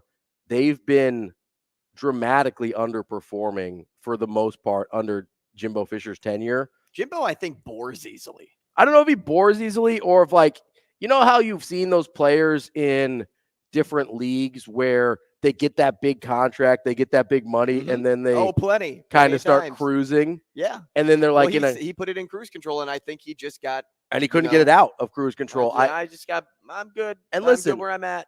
Maybe he's not a lifer. He's 58 years old. Some guys don't want to coach until Saban, till they're in their. I mean, Saban's probably going to coach until he dies. I don't know what else he's going to do. I know he golfs some. I don't think he has a ton of hobbies. Or you don't need a lot of hobbies when you're really good. And I think it's the only thing he likes doing, right? He put it in cruise control, after the 2013 national championship. But it's almost like he peaked, right? Well, Jimbo peaks in 2013, and then he's just like, yeah, I did it once, so I'm good. Here's the other thing that we need to acknowledge about 2013, 2014 Florida State. Who was the quarterback there? His name was Famous Winston. Famous Jameis. You have Heisman Trophy in 2013. He's the number 1 pick after the 2014 season. We talked about a couple weeks ago the names of coaches who owe their entire careers to one guy. And we didn't say Jimbo Fisher and Jameis Winston, but man, outside of those years, and listen, he was a good offensive coordinator at LSU. I think he had Jamarcus Russell, I think was at the end of that tenure. He won a national title. Did Jamarcus Russell pan out in the league, Shane? What kind of question is that? I was just curious. You led off the segment with a Maryland highlight. Yeah, that was totally unnecessary and uncalled for. This is payback. But outside of those years as a head coach with Jameis Winston, and listen, in 2012, he had another first-round pick in E.J. Manuel. They were 12-2. If he doesn't, it really seems like, and maybe it's not just a Jameis thing, but it really seems like if he can't find his quarterback, then he is not any good at all. Well, if you remember at Florida State, the reason that it was so noticeable there were problems was once there was injury at the quarterback position, and then people realized, Jimbo doesn't really recruit past his starting guy. And he really hadn't developed them, and the starting guys were even a little mediocre as well after Jameis. It's going to be really interesting to see what Texas A&M does. We'll talk more about possible replacements in the sports cleanup, but there's a couple other things I want to get to real quick with college. That coaching carousel is getting started it's heating up a little early this year. The problem is it's heating up in the wrong direction for somebody from Nebraska. Yes. Real quick, Zach Arnett was fired from Mississippi State. Not a huge shock. I think it was kind of a long-term interim situation, not officially, but that's kind of how it felt after Mike Leach's passing last year. So we'll see where Mississippi State goes in that direction. And I think it was easier, to go the long-term route when you had a guy like Will Rogers who was already steadfast in the program. Keeping the system intact. And he was somebody that was a huge Mike Leach lover, and knowing that Arnett could just kind of slot in and fill the void in the meantime for the veterans on that team. Now it makes sense to, the season wasn't a success by any means. People recognize that early. Let's go ahead and start planning for the future. And honestly, I think people probably needed the year of a buffer between Leach's death and trying to hire. Can you imagine just bringing in the next big name guy? That'd be really hard, not for everybody involved, right? For the new coach, for the team, for the guys, that would, honestly, for the university, that'd be really challenging. Last thing here, and we can get into this more in the sports cleanup if we need to, but there's some breaking news this hour as well. The San Diego State head coach, Brady Hoke, former Michigan coach who went back to San Diego State, is retiring after this season. The reason that's important is, one, Tony White spent almost a decade of his coaching career at San Diego State. That's where he really started to make his bones and make his name as a college football coach. So keep your ears perked for that one, as Tony White, who has proved very, very successful as a defensive coordinator, I imagine he's going to be on a short list of potential head coaching candidates at San Diego State. So all I have to say to the University of Nebraska is pay that man his money. In your best Rounders impression. Yeah. Tony White spent 9 years there. Mitch Sherman, the first one pointing that out, at least that I saw. But, pay attention to the fact that, yes, Tony White went to college at UCLA in California. Yes, he spent a short stint at New Mexico, but then those 9 years at San Diego State, then Arizona State, then Syracuse, then Nebraska. I don't know where Tony White met his wife. I would guess, based on when I met his son at the Team Jack event before the year even started, that it was about 9 or 10 years ago. And, that would have been when San Diego State days. San Diego State. And if they met at San Diego or even at UCLA in college, the pole home can do a lot of things to one man. I don't like it, Andrew. We will be back.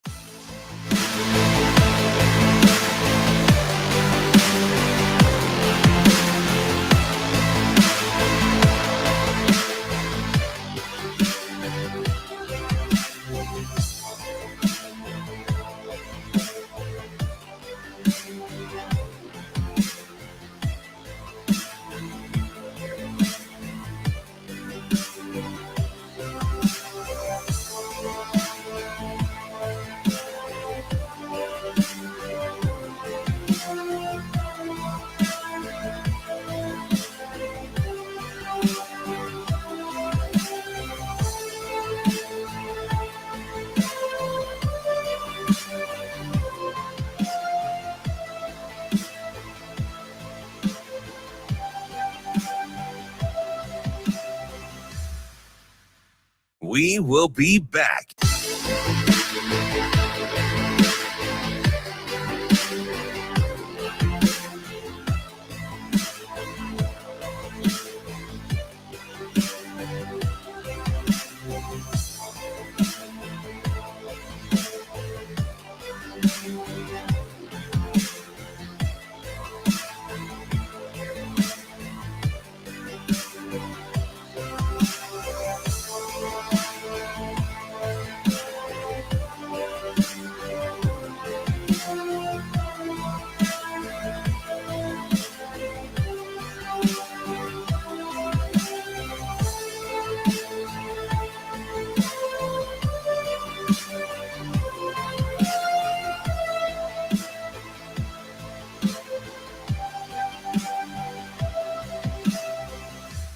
We will be back.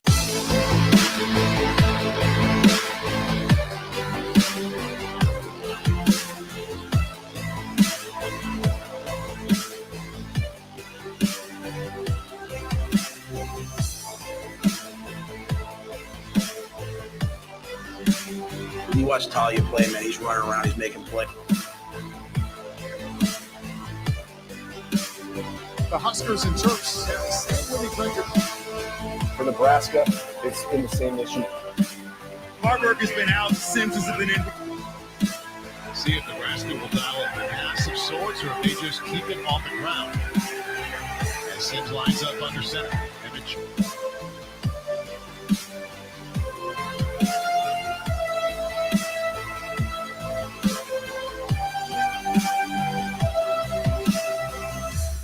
We will be back.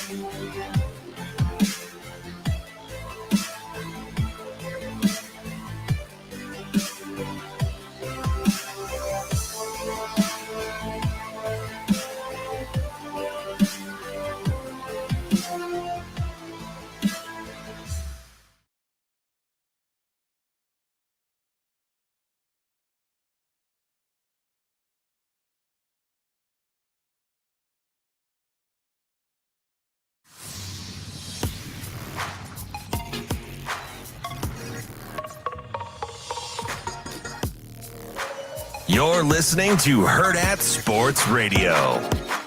See if Nebraska will dial up a pass of sorts or if they just keep it on the ground. As Sims lines up under center. Emmett Johnson behind him. They go end around inside the 5 and into the end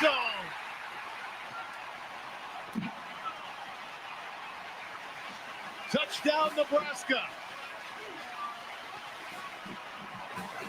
It's an excellent job there by Nebraska. It's been downhill run, and then they hit you with the end around there. And Leon Houghton getting into the end zone. Good play action fake to get around the right side.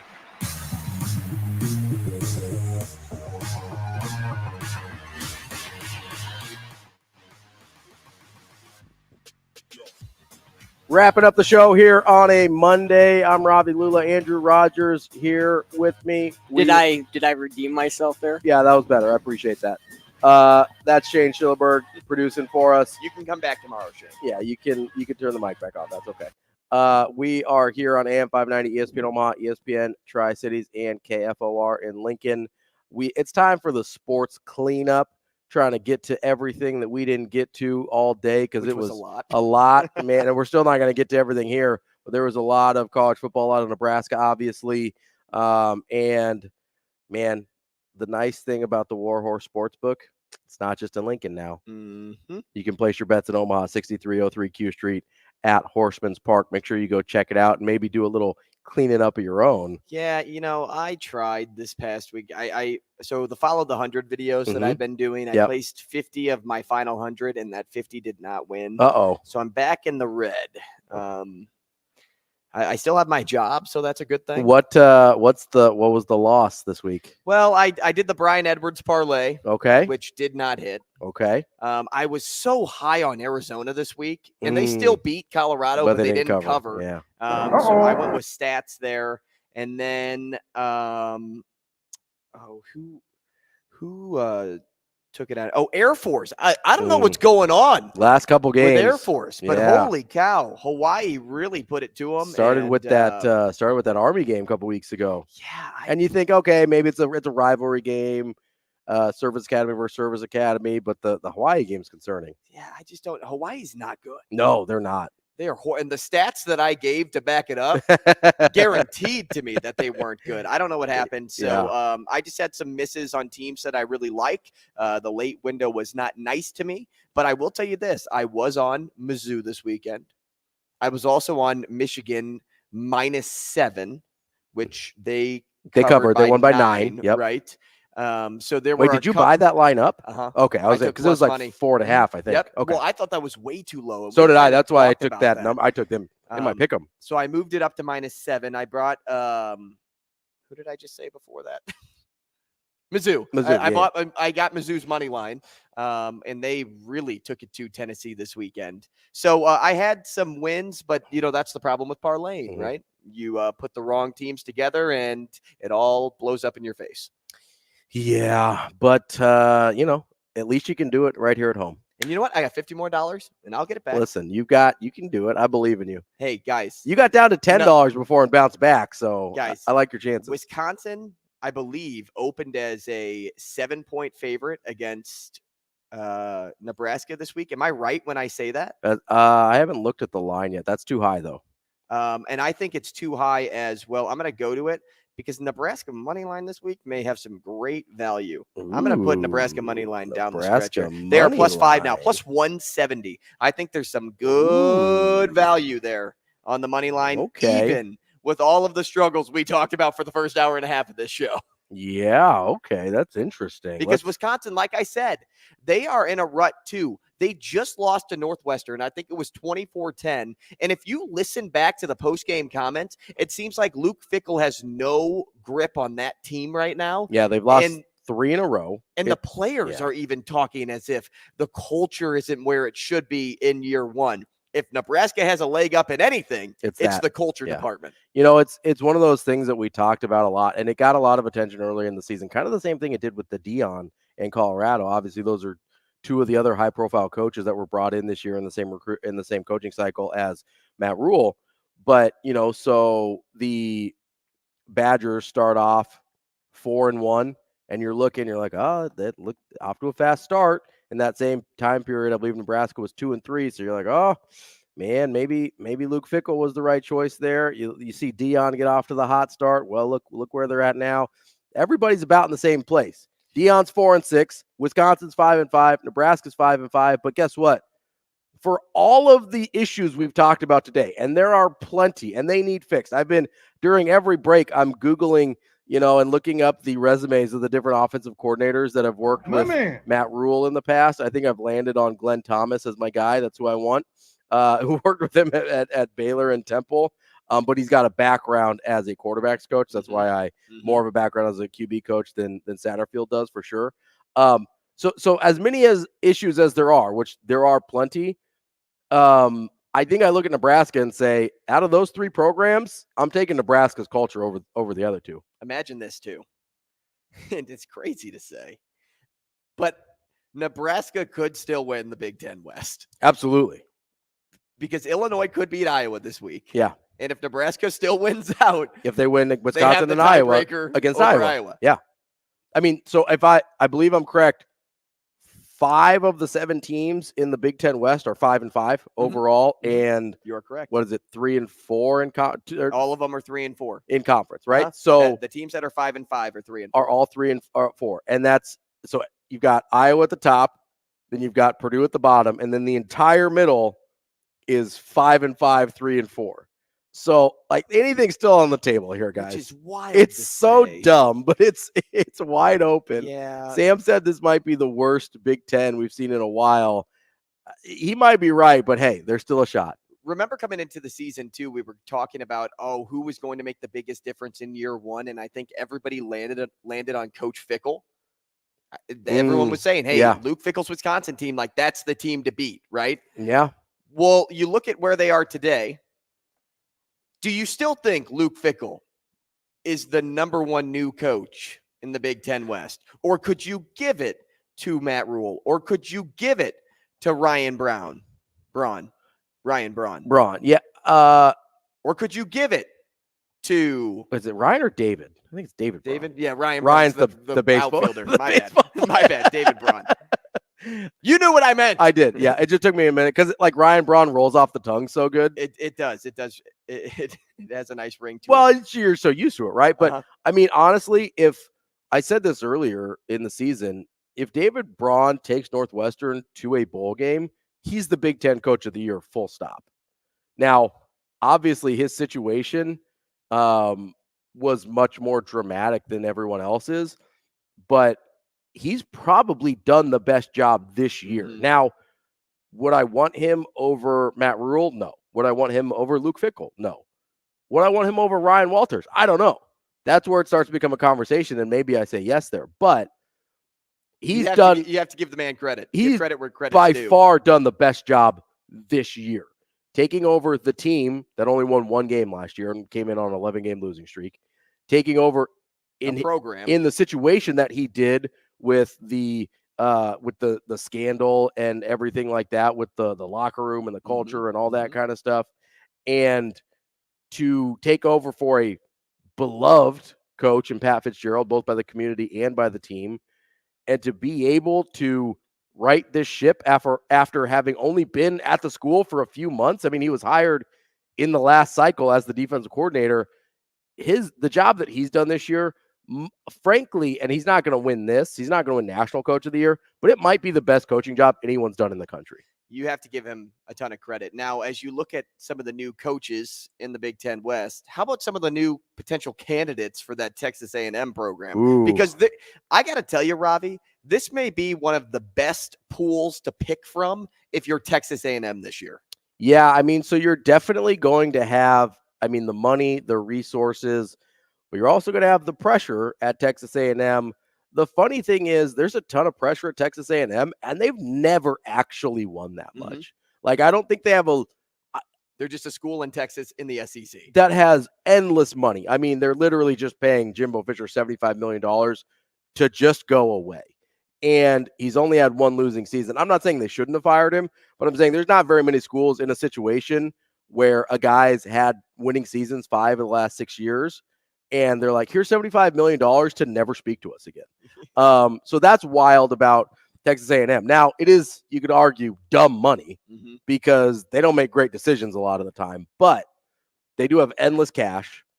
And so they're going to be able to pick a number and get basically have their choice of candidates, I would think. Now, I do wonder how good of a job people view it as. And that's where I would go with my head too, because when Dan Lanning's name and Kalen DeBoer's name popped up as potential candidates, I thought, well, it would be the job to move to if these two teams weren't moving to the Big Ten and having Big Ten money to play with now versus what they had in the Pac-12. Yeah. Yes, they aren't making what they probably would make at Texas A&M because they would get the kitchen sink. Yeah, and they'll get paid $8, $9, $10 million. So is it about the money and the state of the program then, or is it about, hey, the current team that where I'm at, where we are today, where we're moving to is more enticing than this Texas A&M job? That's what kind of like worries me for some of the candidates for Texas A&M. Yeah, so the big thing with like Lanning is he's got the SEC history with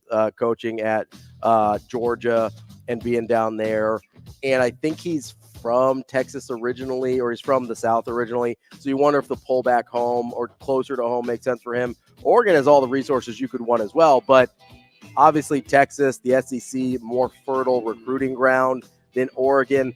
I don't know that Texas A&M's a better job than a Big Ten Oregon job, though.